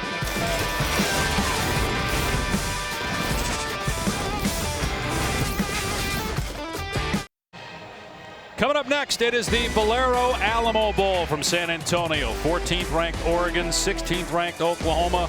Dusty's old coach Bob Stoops is back for one game with Lincoln Riley off to USC, and Brent Venables, the new head coach at Oklahoma, the D coordinator here for a long time.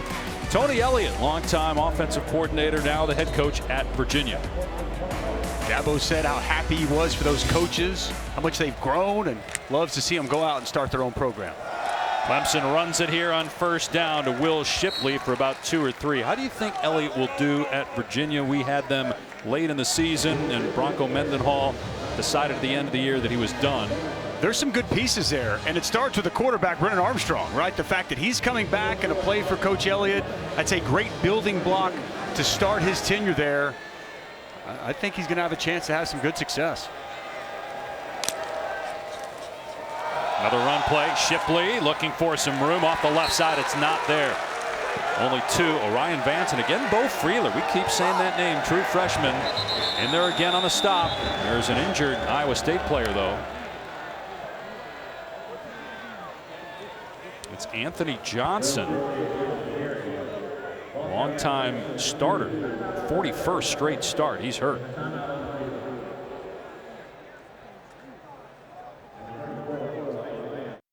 Dabo Swinney seeking win number 150, and in year 14 at Clemson, his team up 6-3. Dabo is the Tiger King, and I don't know that Dabo has seen this yet, but when he gets word about it, he may not appreciate the stash. But it looks good. He may see that stash and say, I need to go for a new look. He wears it so well. How about this run, though, that Clemson's been on? I mean, it's been remarkable. First time they haven't been a part of the college football playoff. Dan Radakovich, who has now gone to Miami, such a great run for him. Just a phenomenal job by Dabo Swinney. His staff, this program has been elevated to heights it's never seen. What I love about it, he does it the right way. His players graduate, high GPAs, and they win football games. There was some contact. Looked like Iowa State was offside. Isaiah Lee jumped into the neutral zone and made contact with an offensive lineman. Defense in the neutral zone with contact, number 93. 5-yard penalty, still 3rd down. That's a big penalty because DJ Uiagalelei has not really beaten you with his arm. And so now you go from 3rd and 6 to 3rd and 1 where you bring in the run game again. Opens up the playbook. Quarterback run game. Q counter in play here, or Will Shipley just trying to hit it downhill against this wall of Iowa State. Good second effort by Shipley to get the first down. Man, he runs hard. We've seen it several times tonight. Does not mind contact as he broke an arm tackle to move the sticks there. Well, there's nothing there initially. It's a great job of the Iowa State front. There's no knockback by the Clemson offensive line, and Will Shipley just kind of keeps his legs churning, finds a way, picks a little bit of a hole, and nudges forward for just enough to move the sticks. To your point, that Iowa State defense is stout. Man. Uyunglele back to throw here. Everybody covered, tries to dump it off, and a nice catch by Shipley. Good coverage by Vance. It'll be a gain of 6. Iowa State, again, just giving up 6 points. Mike Rose, their best player, he decided not to play in this game late. At least that's what we were told. That last night he addressed the team saying he wasn't going to play, but it's the system. It is, and Mike Rose, what a phenomenal career he's had. Last year's Big 12 Defensive Player of the Year, 49 consecutive starts. Such a key piece of this defense. Hate that he's not out here with his team tonight. Shipley, and there's Freeler again. Man, this guy's been all over the field. The true freshman from Colorado Springs getting the start tonight. So this is part of what this defense is. You only have 3 men up front, but the center field safety, and Bo Freeler's playing it tonight. Watch him come down right at the snap. He engages right now when he sees run. He gets his key and he comes downhill, and an excellent open field tackle to set up third and medium. It's true freshman Bo Freeler. Bright future for him. He's been called upon here tonight, and he has answered the bell. Uyunglele to throw on 3rd down and 4, facing pressure, gets rid of it at the last second, and it's juggled and caught for a first down. Bo Collins snatched it out of the air as Uyunglele just threw that up for grabs. Wow, it's an excellent rush on the inside, the twist game. Wazirike gets pressure, and that's a dangerous play by Uyunglele, just putting the ball up there. But Bo Collins goes up, strong hands. What a catch. Back to the ground game. Shipley off the edge, hurdles a defender, but Miles Purchase got just enough of Shipley to get him to the ground. How about the athleticism here by Will Shipley? You're going to go low, I'm going to go high. Nice run there, getting to the perimeter. After that outstanding grab, still trying to figure out how Bo Collins caught that football. That was a dangerous throw. Dusty, I think he was trying to throw it away. I just think he didn't get enough juice on it. 8th play of the drive after that 9-yard run by Shipley. 2nd down and 1, Pace is on the field, and he gets the call, and a first down inside the 40-yard line. Down to the 38. They're in the midway point here, the 3rd quarter. 3 field goals, that's all the scoring we've had. They're playing with pace tonight. Clemson offense usually plays at a slower tempo, and Brandon Streeter, new offensive coordinator, calling the plays here tonight. As we talked about Tony Elliott gone, he's now the new OC. He played with a little bit more pace at the line of scrimmage, getting these snaps off quick. 1st and 10, out of the pistol. Uyunglele on the pitch, Collins, and he's tackled for a loss. J.R. Singleton with the takedown in the backfield as Clemson tried a trick play and it failed. Well, watch Singleton. Okay, he's on a stunt, and as he reads it and he stays home. And a nice form tackle there in the backfield. It's an outstanding job there by J.R. Singleton. So a loss of 3 gets Clemson off schedule, 2nd and 13. Out of empty, Uyunglele on a wide receiver screen. It was Pace that was lined up out there as a flanker. And a chunk play down to the 31, so about 10 there to bring up 3rd and short. Like the play call there, easy throw, kind of an extension of the run, put your running back outside, and it was Will Putnam getting up on the linebacker with a key block to help spring Pace for a big pickup and set up 3rd and manageable.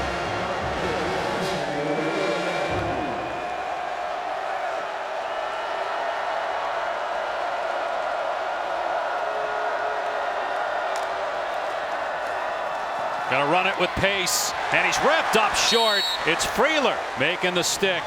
What do you do? 4th and 1. I think he's gonna go for it. I think in this situation, Dabo Swinney coming out of the half, missed their last field goal. I think he wants to be able to establish the line of scrimmage, think he wants to come away with this drive with 6, not 3. Right, if he gets 6, you might win. It would be a 49-yard try for Potter, who made from 51, but you mentioned the miss at the end of the half going in this direction. So they go for it on 4th and 1. And Uiagalelei keeps it, pushes forward, and appears to have it. Man, he was stopped initially. That's what 6'4", 250 plus will do at the quarterback spot. As he leans forward, man, just enough, it appears, to move the sticks. A quarterback counter follows Will Shipley. Nothing's there initially, and it's that spin roll, and he lays backwards, and it appears, Dave, he got just enough.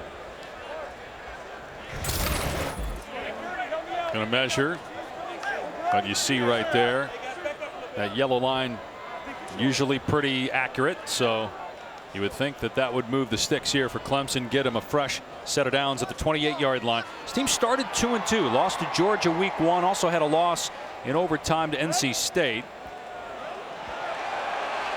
Oh my goodness, barely.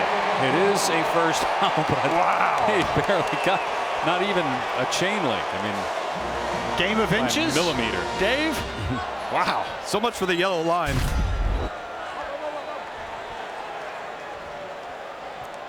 So fresh set of downs. Clemson ended up losing to Pitt. They did beat Wake. They handled Wake. Ended up with 9 wins, 6-2 in conference play. Trying to get win number 10, be 11th straight year, be the 3rd program ever to do that. Florida State and Alabama. Alabama's got 14 straight right now. Shipley pushed out of bounds by Freeler after a good gain on first down of about 8 or 9. Just a simple swing route, but how about Davis Allen, the tight end? Just a phenomenal block here. He's going to take 32, Gary Vaughn, all the way out of your screen into the sidelines to help pave that path for Will Shipley. Now, Davis Allen, he's an outstanding run blocker at the point of attack out in space, improved as a pass catcher, key piece of this offense. On 2nd and 1, they run Shipley, and he's short. So it's going to be 3rd and 1. Clemson's been down here several times and has not been able to punch it in. They had a 15-play drive that ended in a field goal. They had a 14-play drive that ended in a missed field goal. We talked about that at the end of the half. This is play 14 of this drive coming up. This is a bend but don't break defense, one of the best red zone defenses all year in college football. See if John Haycock's defense can come up with another key stop.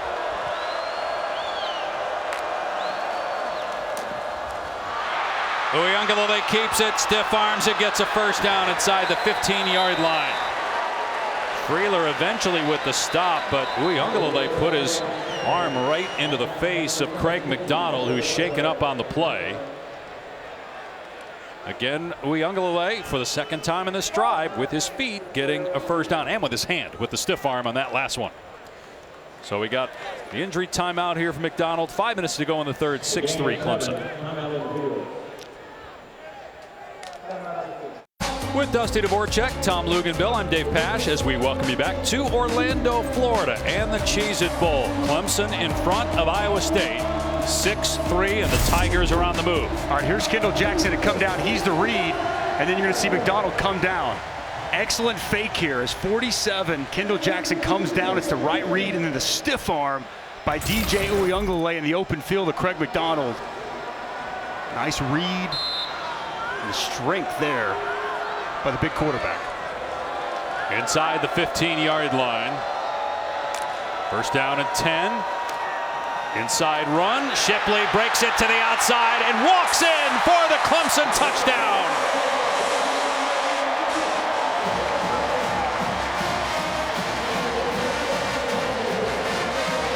11th rushing touchdown of the season for the true freshman, and the first touchdown tonight for either team.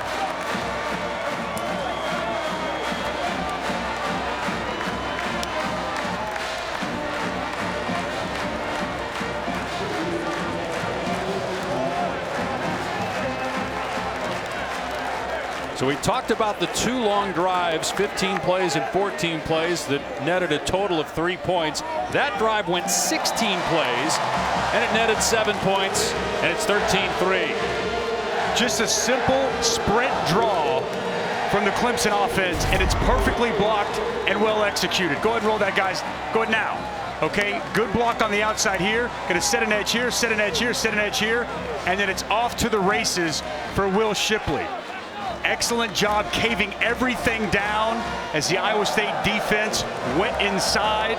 Key block on the edge by Joseph and Gata, and Will Shipley strolls into the end zone with his 11th rushing touchdown of the season.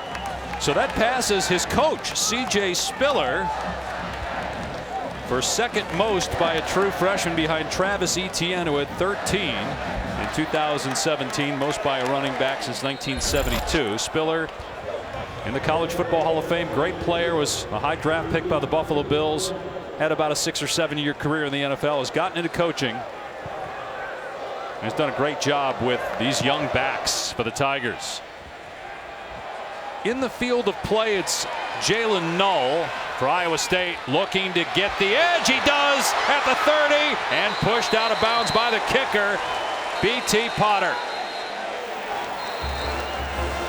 Fans, join us virtually for the College Football Playoff All Access experience, featuring exclusive content, games, and daily prize drops. Register today at ESPN.com/CFP All Access.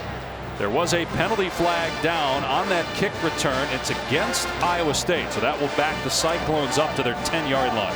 Unfortunate, too. That was an excellent return there by Jalen Null, the true freshman. Man, he's shown some real talent here on this field tonight. Would have set Iowa State up with such good field position, now backed up on their old 10. Kind of starting to get the feeling as this clock turns down. Time of possession so much in the favor of Clemson, almost plus 10 minutes. Get closer to the fourth quarter. Important. Brock Purdy able to navigate a successful drive here. And some movement pre-snap. That'll back him up even more. Right tackle Derek Schweiger. False start. Offense, number 64.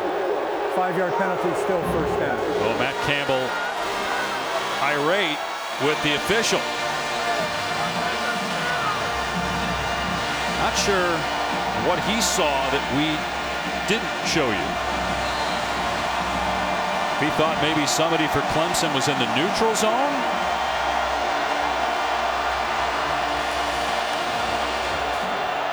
They thought KJ Henry 5 was offsides. Schweiger moved, and I didn't see movement from the defensive line. Now all of a sudden this drive backed way up. The backs against the end zone. Timeout, Iowa State, their first of the half. 30 seconds. Things can get away from you here, so Matt Campbell calls a timeout. Have another word with the officials, but make sure that he's on the same page with his quarterback. You got to give Matt Campbell a lot of credit. This is year 6 for him. He's had opportunities to go elsewhere, whether it's the NFL or college football. Again, hard to tell there. You saw the movement off the right side of the line, but you know, Campbell in a time where, and it's understandable why coaches go for other jobs because you're getting paid crazy money. Matt Campbell's turned that down to stay at Iowa State, and his staff has turned opportunities down to go for other jobs. No question, and I think he's one of the great coaches in all of college football. A program builder, the culture he's created there, you know, and he wants to help impact these young people's lives, and he's just done a phenomenal job. He said he was all about transformation, not transaction. And he says that he wants to take 18-year-old kids, help allow them to chase their dreams and turn them into quality 22-year-old men. You got to give Jamie Pollard a ton of credit as well. Built great facilities there in Ames, Iowa. Been able to get the money to retain his staff. And I just think it's one of the better jobs we've seen over the last 5 or 6 years there in Ames, Iowa. We're being told that Campbell was upset as Purdy from the end zone throws a strike out past the 10-yard line into the 15 to Darren Wilson, so they get 10 yards back. But we're being told from somebody that heard Campbell on the field, he was upset. He thought the Clemson band was continuing to play during the cadence, and so because they're backed up right in front of the band, that was throwing off the offense. He was very upset about it, Dave. Yes, he was. And passion, Matt Campbell. So 2nd down and 5, they go empty here. Nearing 4 minutes to go in the third quarter. Purdy's pass batted in the air. Purdy bats it forward, and it's intercepted by Goodrich. Inside the 10, Goodrich into the end zone. Touchdown! There is a penalty marker down, though, on the near side.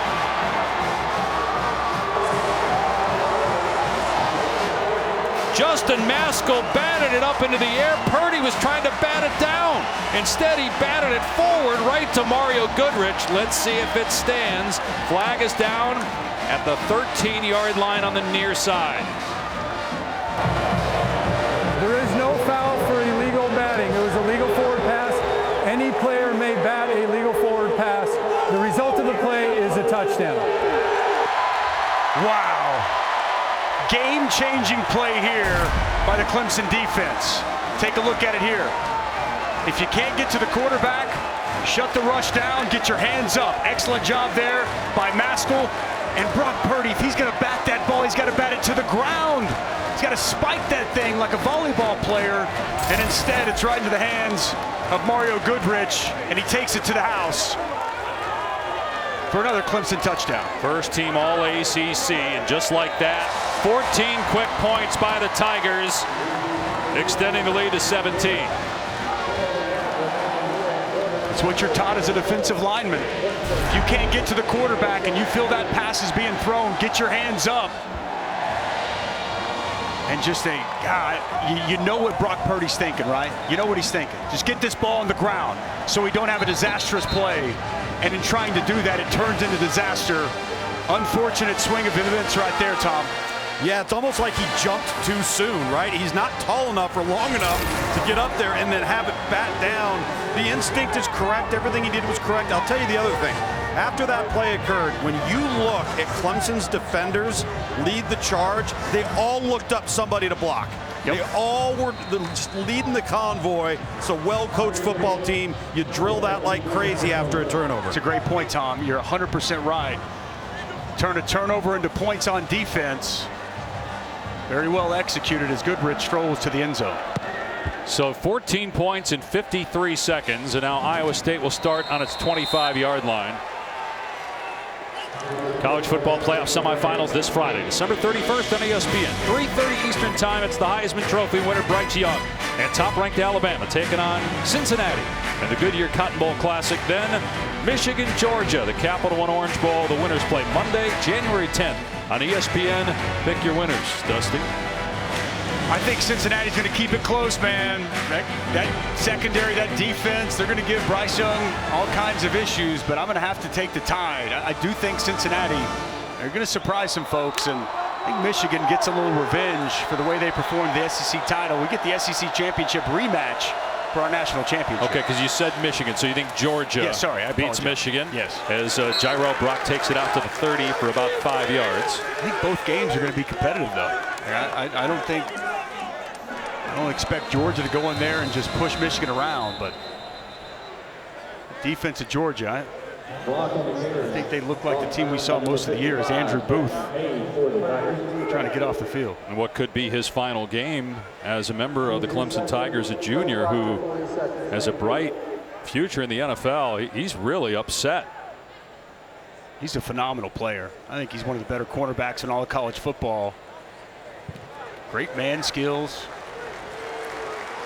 He's got loose hips, quick feet, route anticipation, and he also tackles so well. Yeah, he was upset with something that happened after the play, and you see it here as he gets driven to the ground by Jalen Null.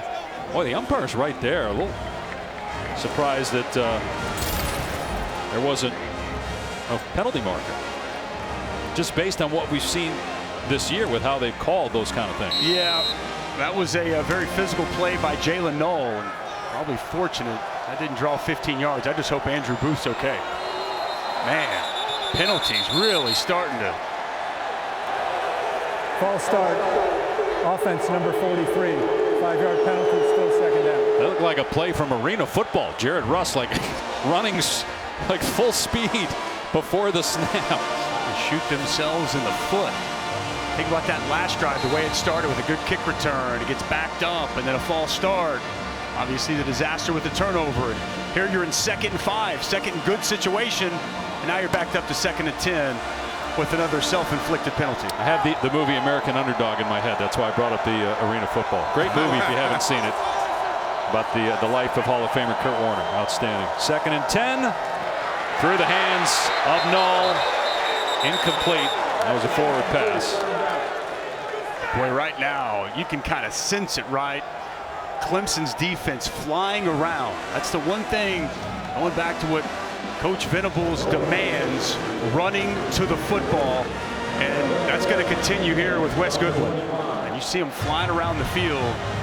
And you got to know right now, down 20 or up 20-3 passing situation, ears will be pinned back coming after Brock Purdy. When Goodwin was named the D coordinator, there were a lot of people outside of the program that said, what? But in talking with the Clemson coaches and the support staff, as Purdy is in trouble and gets it away to Null on 3rd and 10, he's tackled short of the line to gain, so it's 4th down and 5. But in talking to people around the program, they were not surprised at all. In fact, the players knew what they were getting with Wes Goodwin. They were very pleased, we're told, with the decision. And again, I know you talked with Brent Venables, who had the job and is now the head coach at Oklahoma. He sung the praises, as others did, of Wes Goodwin, including Bruce Arians. It's his right-hand man, right? And as you said, at Arizona, I mean, and talking with other people around the program, and Dabo Swinney said it was an absolute no-brainer. As a guy's football IQ off the charts. Another Clemson Tiger, KJ Henry. Good to see him get up, be able to walk off the field on his own. So 4th down and 6. Iowa State will punt it back to Clemson, leading 20-3 with 2 scores in less than a minute. Open up a 17-point lead.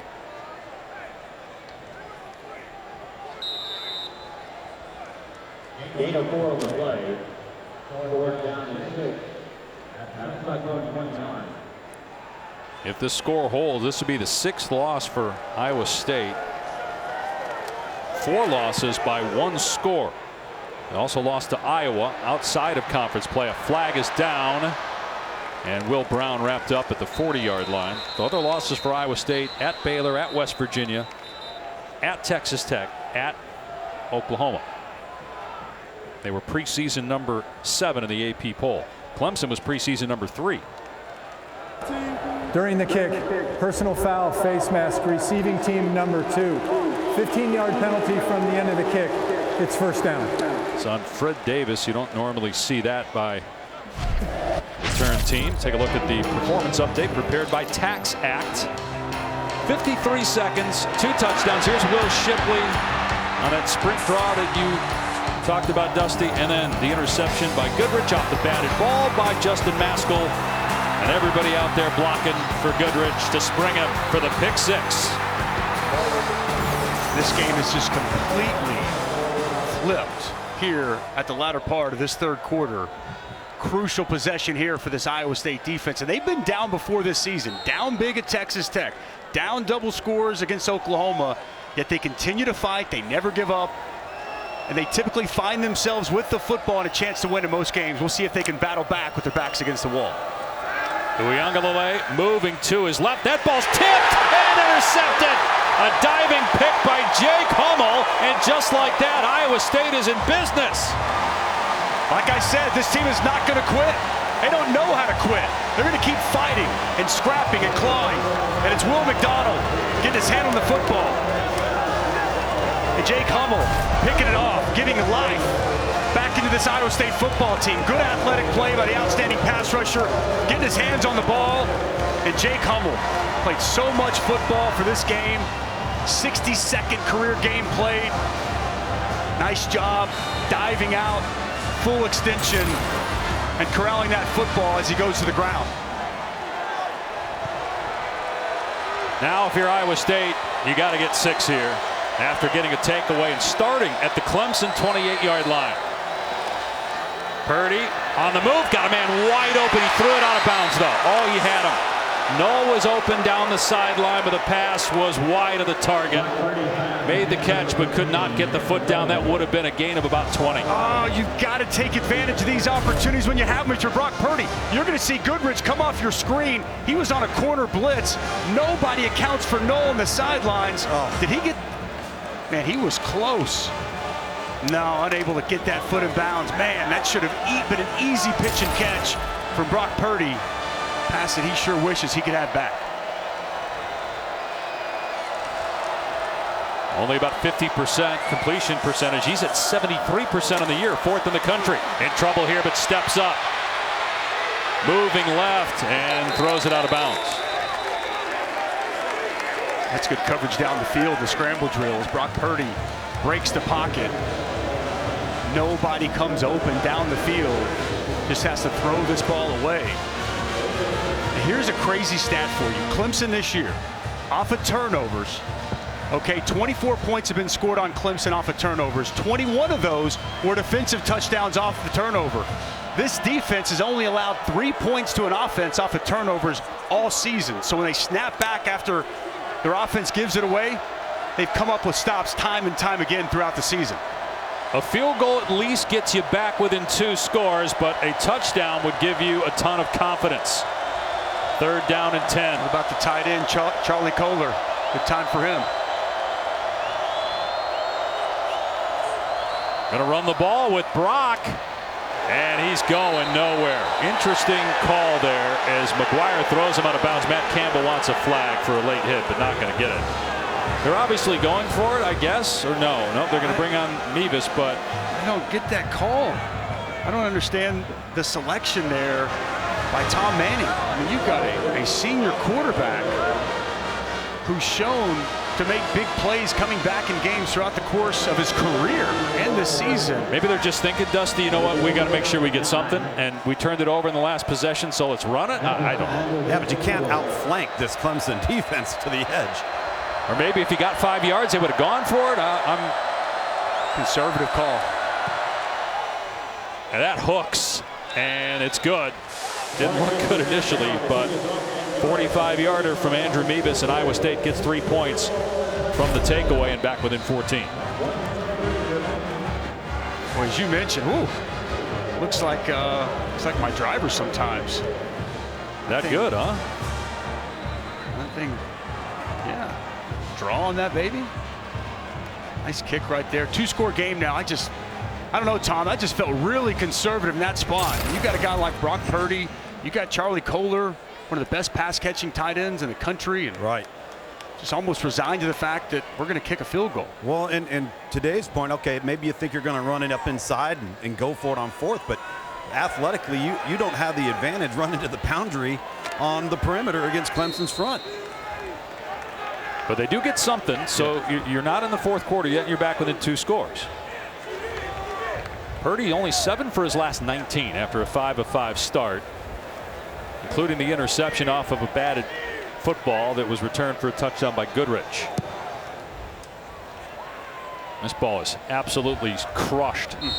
Touchback will come out to the 25. There are lots of different ways to enjoy the college football playoff semifinals this Friday, December 31st. You got the main broadcast, of course, on ESPN. ESPN2 Command Center, you got Skycast and ESPNU. SEC Network, you get the hometown radio for Alabama and Georgia. ESPN Deportes, the game called in Spanish. Bama Cincinnati, Goodyear Cotton Bowl Classic, Michigan Georgia, Capital One Orange Bowl. Got options, baby. Kind of like with Cheez-Its. So many flavors to choose from. And you tried them all tonight, with the exception still, we're holding out for the Luganville special, the Buffalo Cheez-It, which he is hoarding for himself down on the field. Phil Maffa, just true freshman who doesn't get a lot of touches, gets the carry there, a gain of 2. Hey, Dusty, you were mentioning the uniqueness of this defense. So you've got the 3 deep safeties, and I think what Clemson's got to beat on is they're going and they're using backfield action and taking it to where the trigger safety is. A trigger that safety's coming down the alley, usually 17, and then they run opposite. So they end up gaining the numbers opposite of where the triggered safety comes down. That's how Will Shipley scored his last touchdown. They run it on 2nd down and 8, and again Maffa. It's positive yardage out to the 31, so it's going to be 3rd down and 4. It's a huge play here for Iowa State's defense. Can it get off the field and get the ball back to Brock Purdy here in the closing stages of the 3rd quarter?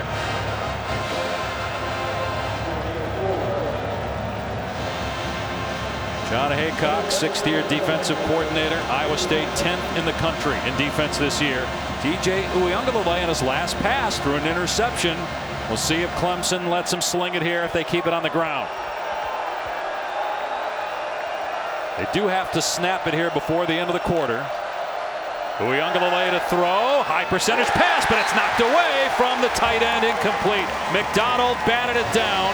It was intended for Davis Allen. 4th down.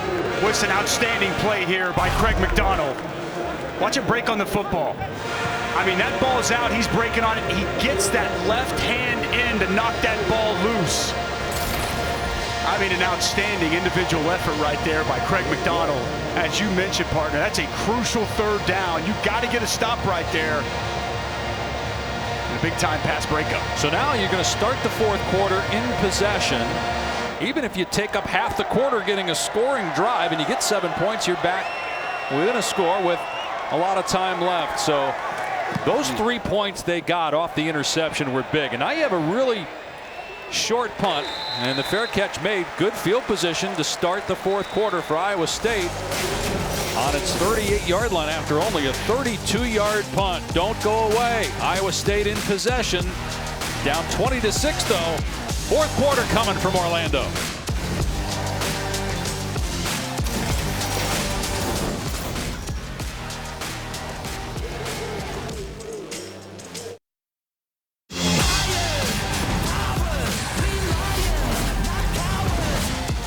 Welcome to the College Football Playoff Semifinals, Friday on ESPN.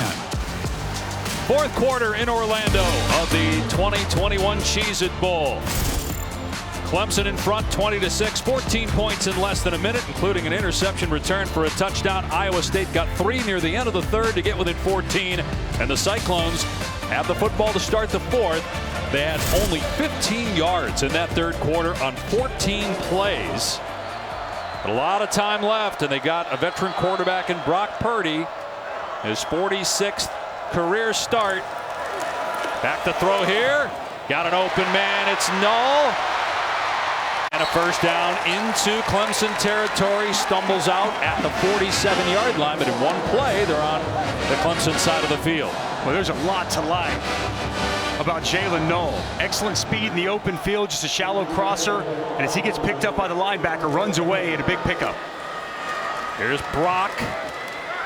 Again, 23 attempts all season for Jirel Brock, but now 13 in this game, taking over for Breece Hall, who is NFL bound, All-America tailback, led the country in total touchdowns.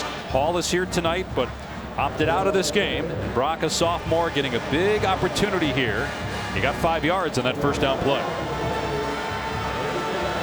Downhill type of running back. Throughout the course of the year, primarily a 3rd down protector. I've seen some of what this coaching staff likes so much out of him at times tonight.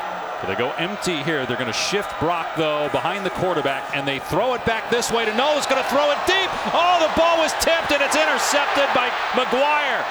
McGuire brings it back. He loses the ball. It's free. There's a flag down.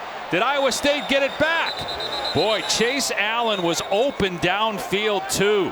That was there for Iowa State. It got tipped, though, and picked off by McGuire. Iowa State got it back. Recovered by Derek Schweiger, the right tackle. The result of the play is an interception, a fumble recovered by the offense.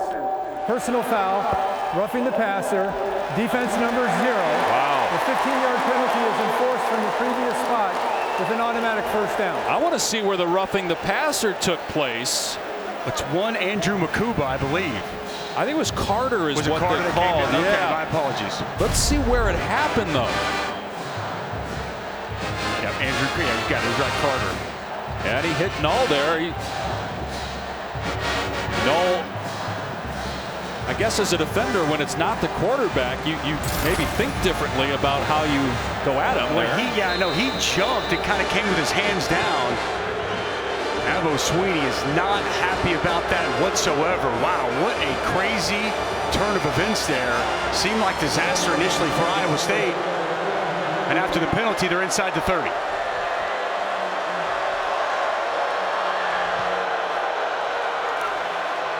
Wide receiver screen. Ball comes out of there, and it goes backwards and out of bounds. It's going to stay Iowa State ball as it was caught by Daniel Jackson, and then it got punched out, so it's going to be a negative play of about 2 yards. All right, here we go. He's going to come down, Carter, and he's going to jump and come down on the head with his hands. Yep. That's the right call by the official. And I'm not making excuses for him, but again, you wonder when it's not the quarterback, do you treat it differently? You're thinking differently, right, about how you go at a receiver that's going to throw the ball. No question. Absolutely no question. That's a true freshman in Barrett Carter. And what a hit there, jarring that ball loose on first down. Pads are popping down there, partner. Purdy to throw, blitz off the edge. Purdy dumps it off over the middle inside the 30, and Brock lands on a Clemson player. Gets to the 27-yard line, so it's going to bring up third down and about 9. Jairell Brock just sneaks out of the backfield at the last minute as a safety valve to allow Brock Purdy to get rid of that football and get a little bit back after that ball was jarred loose. Are you in 4-down territory? Yes, you're in 4-down territory at this point. Down 2 touchdowns. You don't have to get the entire first down. I'm still waiting for him to try to identify and find 88, Charlie Kohler. They're 0 for 4 on third down and 9 or longer. Purdy pulls it back, in trouble, being chased. He keeps it. He's at the 20, and he gets the first down. That was a smart play by Purdy. Knew exactly where the sticks were. Gets the first down to the 18-yard line. Wow, that's a gutsy play by Brock Purdy. He wanted to go to Kohler, but there was a middle-of-the-field linebacker sitting there in the hole. He knew he couldn't go to it, and it was a foot race to the sidelines, and one that Brock Purdy won. Key block there by Jared Russ to help allow Brock Purdy to get to the edge. Big-time third-down conversion for the senior. Purdy owns or shares 32 school records at Iowa State. Did he get his team within a score? In the red zone, play clock at 1. Purdy fakes to his right, now fires over the middle, and it's caught inside the 10, close to the first down by Wilson, right at the sticks of the 8-yard line. And it is first and goal. Good protection there. Brock Purdy time to survey the field. Took a while for Wilson to work all the way across.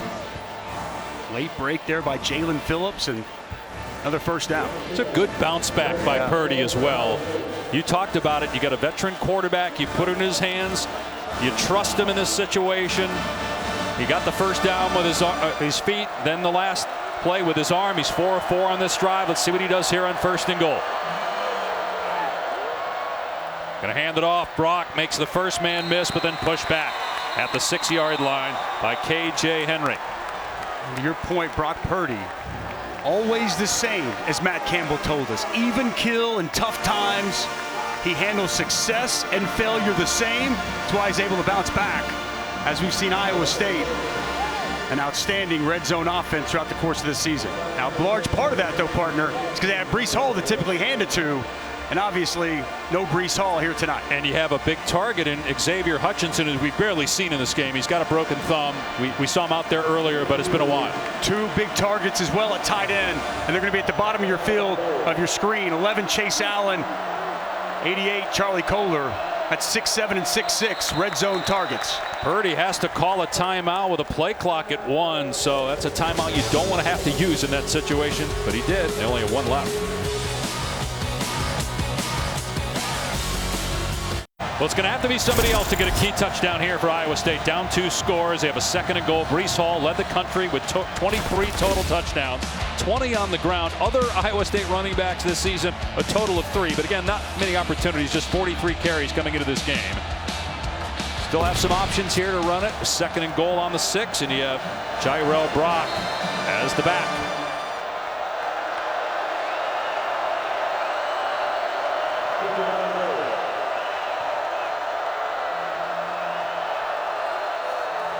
Purdy to the air, flips it back in the end zone. It's caught.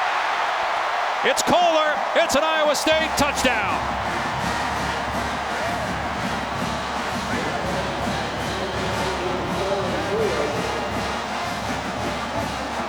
Been waiting for this. Such a great red zone target. This connection, as we're going to see, we don't have it in the screen, but it's going to be a simple. Go ahead and freeze it right there, guys. As he made this cut into the inside, zero, Barrett Carter. We're with the head fake. It was a great head fake. On the slant, he comes inside. Carter bit with it, worked outside, middle of the field wide open, and an easy pitch and catch from Purdy to Kohler. Three-time All-America tight end, Campbell Trophy winner, the academic Heisman, a guy that got one offer for scholarship. That was Iowa State. From Norman, Oklahoma, played high school basketball, was a teammate of Trae Young, but he's become one of the best tight ends in the country. Big score here. Iowa State back within 7 early in the 4th in Orlando.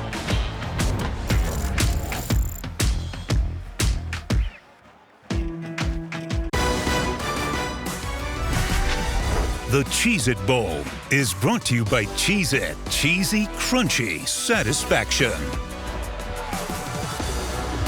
Some pretty good MVPs in there. No doubt. Guy you know pretty well there at the Arizona Cardinals. Cliff Kingsbury.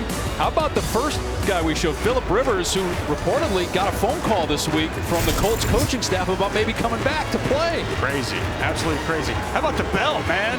Who's going to put that belt on tonight? And an air guitar? You got a belt and a guitar all in one? The versatility. And a cape. How about Brock Purdy on that drive? 5 of 5, 38 yards and a touchdown, and he finds his favorite target, the big tight end, Charlie Kohler. No question, the MVP award for this game, and that belt still to be determined who's going to get it. It's a good bounce back by Iowa State, 10 unanswered points. Clemson ball, 9:42 to go. Things turning around on that interception, which was deflected by Will McDonald and picked off by Jake Hummel. It led to 3 points. Uiagalelei had a productive first half. And he's under evaluation right now. We talked a lot about the changes on the coaching staff, new offensive coordinator, new defensive coordinator. It's expected that the offensive line coach, Robbie Caldwell, is going to retire. Longtime O-line coach with Clemson and NC State. But also, Uiagalelei is going to have some competition in Cade Klubnik, who might be the best quarterback in high school. They run it here in Shipley, stiff arming. Eisworth with a good tackle. They're going to throw a flag, though. They might say here that it's a horse collar tackle. Personal foul, horse collar tackle, defense, 15-yard penalty added to the end of the play, automatic first down. That's 2 personal foul penalties on Eisworth today, the 3-time captain. He's just trying to get Shipley to the ground. It looked like his hand got in the grasp of that back opening. That's the right call by the official. My old teammate Roy Williams kind of made that somewhat famous, or made it a penalty. It's a big play on first down. He attack on the 15.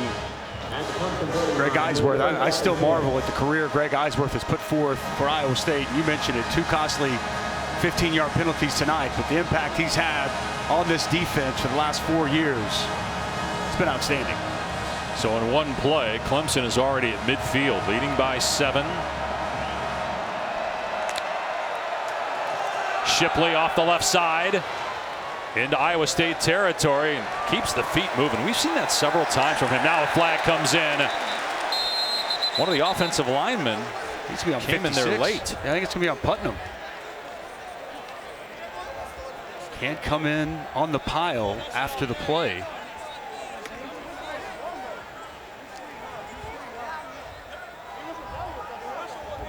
After the play, personal foul, offense number 56, 15-yard penalty. It's second down, the down counts. It's going to be second down then at about 20, and you see Dabo saying be smart to Will Putnam. That's exactly right. And this play's over. It's the right call. I mean, this play's over. Zach Peterson's on the ground. It's not like he did anything wrong, and Putnam just with an untimely mental mistake right there. Goes from 2nd and 2.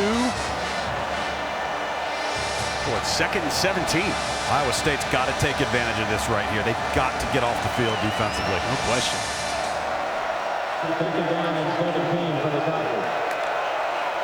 Uiagalelei, swing pass, Shipley out in space.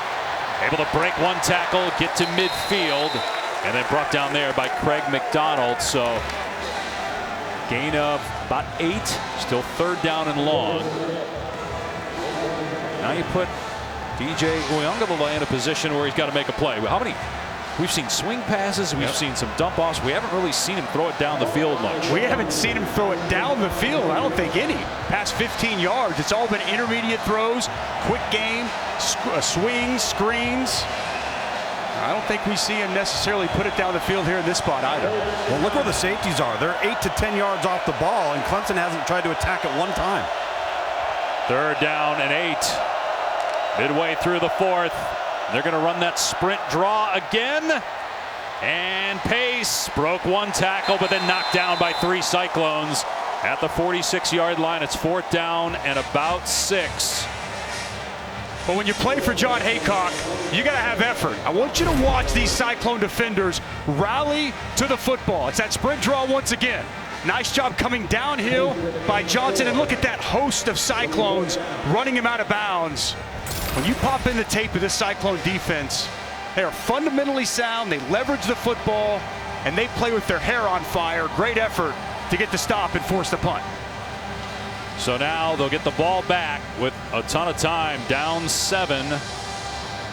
Will Spires, excellent punter, try to pin Iowa State deep. It lands at the 5, and Clemson downs it at the 2. Right on cue. Phenomenal punt. And Andrew Makuba was down there. Iowa State has to basically go the length of the field to try and tie the game here in Orlando.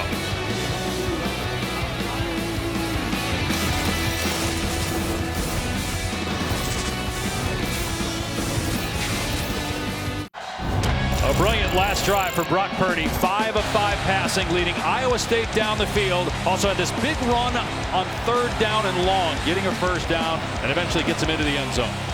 He was awesome. And you go back to that 3rd quarter, I believe just 3 of 9 for 22 yards and the interception, and he bounces back in the 4th quarter. Flawless. And the 3rd and 9 that he picked up with his legs, it was outstanding. And once again, this Iowa State team with the football, a chance to tie it late in the 4th quarter. That touchdown, the 100th of his career that he's accounted for, most in the history of Iowa State. 97 yards away from tying the game. They run it on 1st down, and it's a negative play as Brock is wrapped up by Tyler Davis for a 1-yard loss. Man, Clemson is so good on that defensive line every year. Penetrate up the field, inside little slant there, and Davis gets underneath the blocker and gets the TFL. Purdy to throw from the middle of the end zone and dumps it off across the middle to Brock.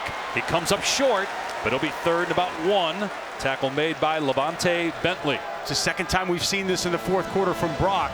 Stays in initially and then leaks out at the last moment. No one there in the middle of the field. Nice check down by Brock Purdy to give yourself a little bit of room as you were backed up against your own end zone. Great eyes from Purdy too, man, because his eyes could have came down under duress. Knew where his outlet was. Veteran move when you're backed up. And with only 1 timeout, this is an enormous 3rd down. You don't want to kick it back to Iowa State. Purdy throws complete for a 1st down to Null. Again, that shows you the confidence they have in their veteran quarterback, having him throw it there on 3rd down and short. Yes, it was high percentage, but we've seen him miss on a couple of those tonight. Makuba late to get over there. A lot of cushion there, but the slot receiver, Null, easy pitch and catch. 1st down from the 20. Purdy. And stumbling as he makes the catch is Silas, and down he goes for a loss of about 4 at the 16. Just lost his footing there, Dave. Kind of got turned around a little bit, lost his footing. So now you're at 2nd and 14. Clock at 5:20 and counting. Again, just 1 timeout. True freshman Silas stays in there at running back. Out of the pistol here for Purdy. Now changing things up. Play clock is at 10. Purdy has completed his last 8 passes here in the 4th quarter. Looking for 9 in a row. Has time. Ball batted again. Incomplete. The last time that happened, Clemson got a touchdown. A row. Got the hand up. 3rd and 14. A row. Nice job getting his rip up. As you're to see him working. Going to come inside. Oh, he's working on the center. Downing gets that rip up and gets the opposite hand on the football. Big time pass deflection, setting up 3rd and long. Xavier Hutchinson has checked into the game despite a broken thumb. We have not seen him very often, but he is out there. 3rd down and 14. 2 high safeties here. Purdy in trouble, gets hit and sacked back at the 10-yard line. KJ Henry got him. It's 4th down and long. Well, KJ Henry, the graduate senior, watch him work here. Just a hoop drill. He's going to turn the corner, work the hoop, keep running, keep running, keep running. Brock Purdy never felt that pressure come from behind, and a massive sack to get the Clemson defense off the field. First sack tonight, and now Iowa State has to punt from its end zone and absolutely has to get a 3-and-out. But because only 1 timeout, if they get the ball back, there won't be a lot of time left. Short punt, fair catch made at the 42-yard line of Iowa State for Will Brown. KJ Henry with a big play forcing the punt. Clemson will be back on offense with a 7-point lead when we come back.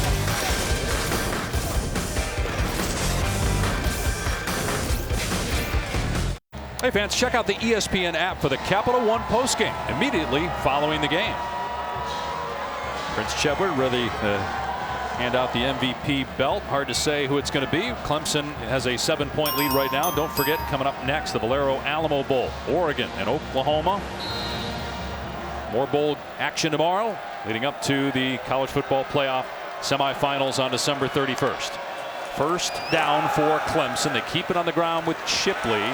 And no gain. Let's see, does Iowa State use its last timeout here or save it?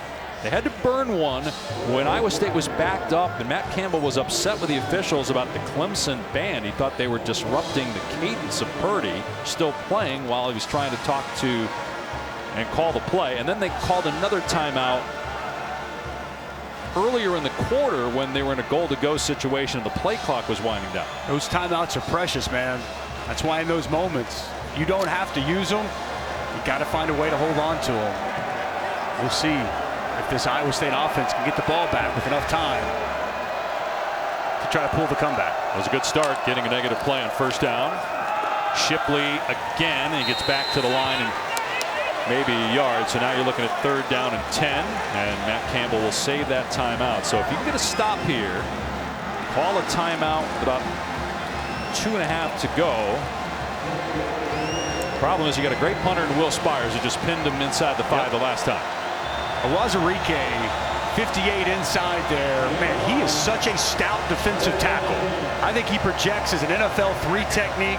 So disruptive, plays with his hands. He's massive at 6'6", 320.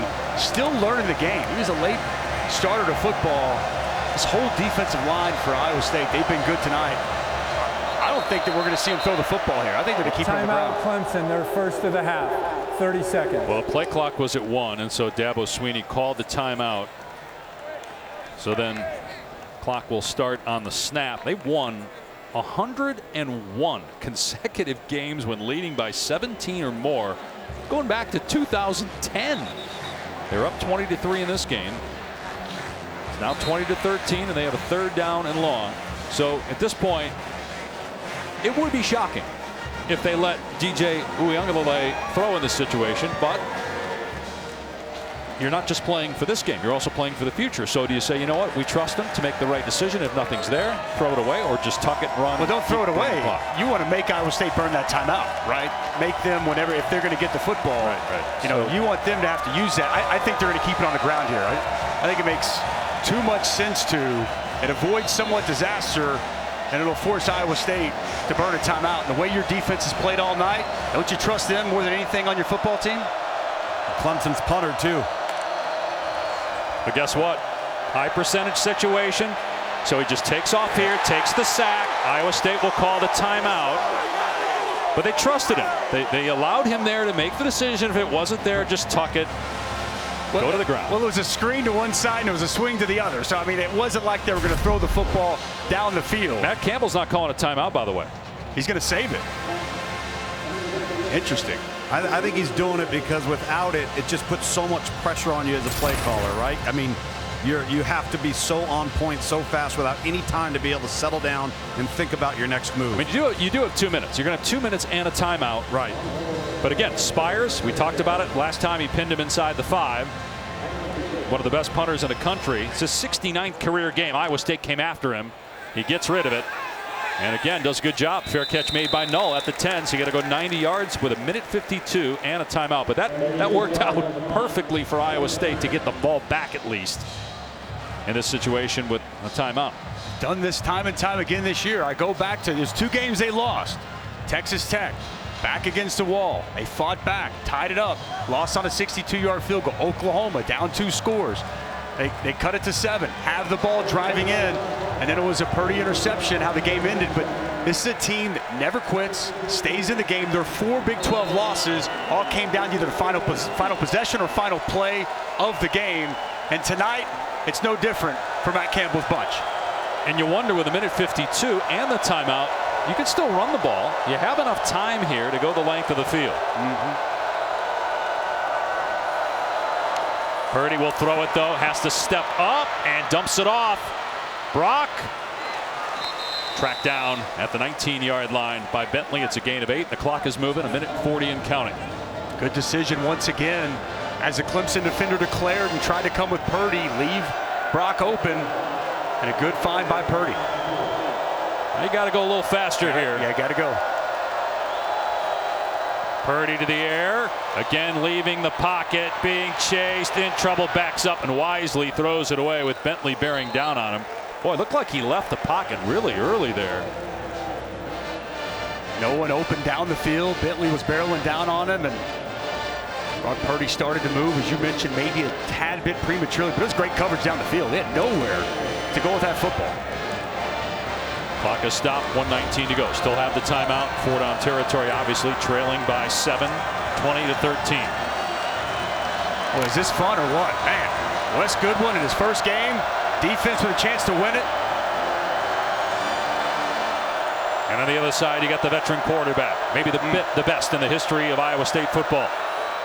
He's certainly the winningest. He throws a completion here and a first down out to the 28-yard line to Shaw. So the clock will stop here to reset the chains with 1:13 to go. Really good ball placement there by Brock Purdy to Shaw. Tight window throw, throws away from the defender, throws Shaw open for the first down. Purdy from the pocket. Here comes the pressure. Purdy lobs it to the sideline and out of bounds. Jalen Phillips trying to keep that foot down with the ball by Purdy, sailed out of play far enough. Pressure here. See Miles Murphy, Xavier Thomas, as Tom was pointing out, the amount of top 10, top 15 overall talented recruits on this defensive line. There's 2 of them right there, having the walls close up on Brock Purdy. It's like they got a little defensive line garden. They just grow them.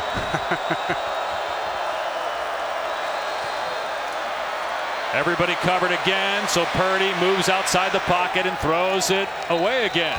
Now it's 3rd down and 10, 52 seconds remaining. That's still the 1 timeout. Sorry, that time the protection was good. The coverage was better, right? As you mentioned, nowhere to go with the football. You said it, you got Wes Goodwin, first game, taking over for Brent Venables, who helped lead you to 2 national titles. Now the head coach at Oklahoma. You're calling plays for the first time.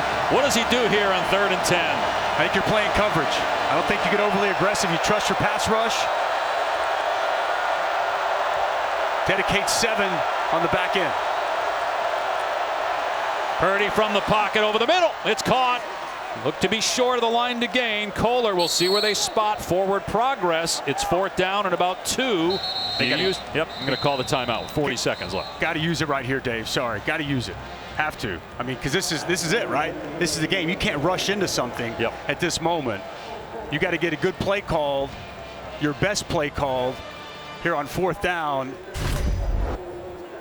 Let's see, too. They spotted the 36. That is about where he caught the ball, and then you see he got back there. So it's 4th down and about 3. Looks to be a good spot, That's right? a good spot, yeah. Right where it should be. Thought they might put a second or two back on the clock based on when the timeout was called, but it's at 39 seconds and no timeouts remaining. 4th down and between 2 and 3. This is essentially, Tom, your best 2-point play, right? I mean, this is what we got, 4th and 2. No different than if you had to go for it in a 2-point situation. We'll see what Iowa State dials up here. Yeah, there's no doubt. I think the one thing with a right-handed quarterback in Brock Purdy, if you look at where the ball's located, it might take away some pocket movement to his natural side, which would be his right side, which may hurt, because, you know, to your point with the 2-point play, you picked a hash mark, right? That's right. Yeah, you want to move it. Now you can't move it. If they don't move the pocket, this has to be a ball that is out of Brock Purdy's hand quickly. Any chance of a run play? I doubt it. Brock Purdy, maybe if he breaks the pocket and gets on the perimeter and runs for the 1st down, I think you got to be looking 88. You got to be looking 13. If it's a run, it could be a quarterback draw. This is it for Iowa State. 4th down and 2. They go empty. That's Brock leaving the backfield, the running back. Purdy to throw, pumps, steps up, takes off, gets the 1st down, and he fumbles the ball. He jumps on it back at the 37-yard line. That's short of the marker. Fence short of the line to gain 1st down Clemson. Wow. They turn it over on downs because Purdy lost the ball. Recovered it behind the line. Clemson has the football. And 33 seconds away from victory. Wow, what a finish to this ball game. Have you guys ever seen that? And how about the effort here by Goodrich? Wow, Goodrich comes in with his right hand, the old peanut punch, knocking it loose. Brock Purdy has to jump on it short of the line to gain. What a finish and what a game for Goodrich. He gets the pick 6 earlier and makes the play of the game to finish this off. We might have just figured out who's going to get that belt for MVP of this game. I think you did. I think you nailed it. You wonder there, Jalen Null, he was out there blocking. Did that distract Purdy? He almost ran into him. He was trying to get around him, and then Goodrich reached in and punched the ball free. Turnover on downs, and now Clemson 1 knee away from victory. What a football game, Dave. Holy cow. We thought coming in to be highly competitive. And for anybody out there that says these bowl games don't matter to these teams, I present to you evidence A. What a ball game. So Dabo called a timeout. They dumped the Cheez-Its on him. I think he wants to get maybe some other guys out there that don't normally get a snap. I'm guessing. Not sure why otherwise he would call the timeout there. But how about this? This is 11 straight 10-win seasons for Clemson. That's the 3rd longest ever. Florida State and Alabama, each with 14 in a row. It's a current win streak for the Crimson Tide, who play obviously Friday, December 31st against Cincinnati in one of the 2 college football playoff semifinals. And guys, how bad do you feel for Brock Purdy? To have the career he's had and to go out with that being the last play for him, it's a darn shame. He has had an outstanding career, but 2 costly turnovers for Purdy. The interception for a touchdown off the batted pass, and then the turnover on downs when he had the 1st down prior to the ball being punched loose. No question. Brock Purdy, he's had a sensational career. It doesn't take anything away from what he's accomplished at Iowa State and everything that he's done. That's crazy. That's all down here, though. Our Capital One player of the game is Will Shipley. Had a rushing touchdown. Also had 5 catches, so over 100 yards from scrimmage in this game. And this is a strong close to the season for Clemson, winning 6 in a row. They told us as they douse Cheez-Its and Gatorade. There's a mixture there. That's Robbie Caldwell, the outstanding offensive line coach who's been doing that at Clemson and NC State. Expected to retire, and his players love him. He's got a lot of guys that have gone on to the NFL. 150th win for Dabo Swinney, the 6th fastest to get to career win number 150. He told us, hey, yeah, I know we're not in the playoff. First time in 7 years, but we're taking this seriously. This is big for us. Nobody opted out. Everybody that was healthy played. They played hard.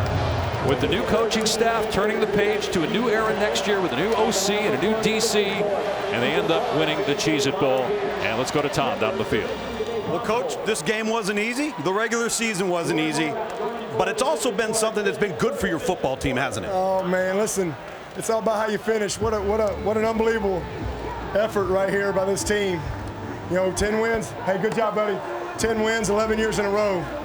I mean, that's historic. I don't think people realize how hard that is to do. We've always wanted to be a program of consistency, back against the wall, 2-2. And, man, these guys just stayed in the now, kept focusing, kept the faith. You know, they fought the fight, they kept the faith, and they finished tonight. And I'm just super proud of them. Great to be able to love on them seniors a little bit right there. But Iowa State's a heck of a team. We knew that. I mean, it's every game for them has been a one-possession game. That's just kind of who they are. So we knew we were going to have a tough fight. But just really proud of our football team. We had 28 guys unavailable for the Tigers tonight, scholarship guys. And we've had over 18 about every game all year. 2 coordinators gone, and man, these guys just come together and just show what Clemson's made of. For those who think that bowl games aren't important, you didn't have any opt-outs. No. Why is that? Well, they love to play, first of all. We got a bunch of competitors, and unfortunately, had a bunch of guys hurt. Skowski tore his plantar fascia, whatever, and, you know, McGuire goes in there. So, man, they just got, you know, heart of a champion and eye of a tiger. That's all I can tell you. They love Clemson. Clemson's bigger than any coach. It's bigger than any player, and that's what you saw with this team all year long. We just kept finding a way. It's been a special year. It's been a great year, and man, this team was committed. You know, just because you got the same name don't mean you're a family. But these guys were truly a family all year long, and man, I love these players. I've enjoyed the year, and you know, hopefully we reset a little bit on the appreciation of winning and what it takes to win, the mentality you got to have to win. And man, I'm really happy for our fans. You know, what is this, 6 in a row, 8 out of 9, and our 8th bowl win in our last 10. So great win for us. Gives us good momentum going into 22. And for these seniors to be able to go out like they did tonight and to see a lot of young players, a lot of young talent, and to come out. And how about our defense? You know, I know Brent Venables is somewhere smiling, and he's saying, I told you my defense didn't go to Oklahoma. I told you. I can hear him right now. Love you, Brent. Love you, Tony. I know you guys are watching, man. Well, if you're hungry, you got some Cheez-Its on your neck. Go eat. I got him in my back. So the shout out to Brent Venables and also Tony Elliott, the offensive coordinator, is now the head coach at Virginia. And Clemson with 11 consecutive 10-win seasons. 3rd longest ever. Alabama's active 14 straight 10-win seasons. Remember, for live coverage of the Capital One postgame from here at the Cheez-It Bowl, log into the ESPN app immediately following the game. Up next, the Valero Alamo Bowl.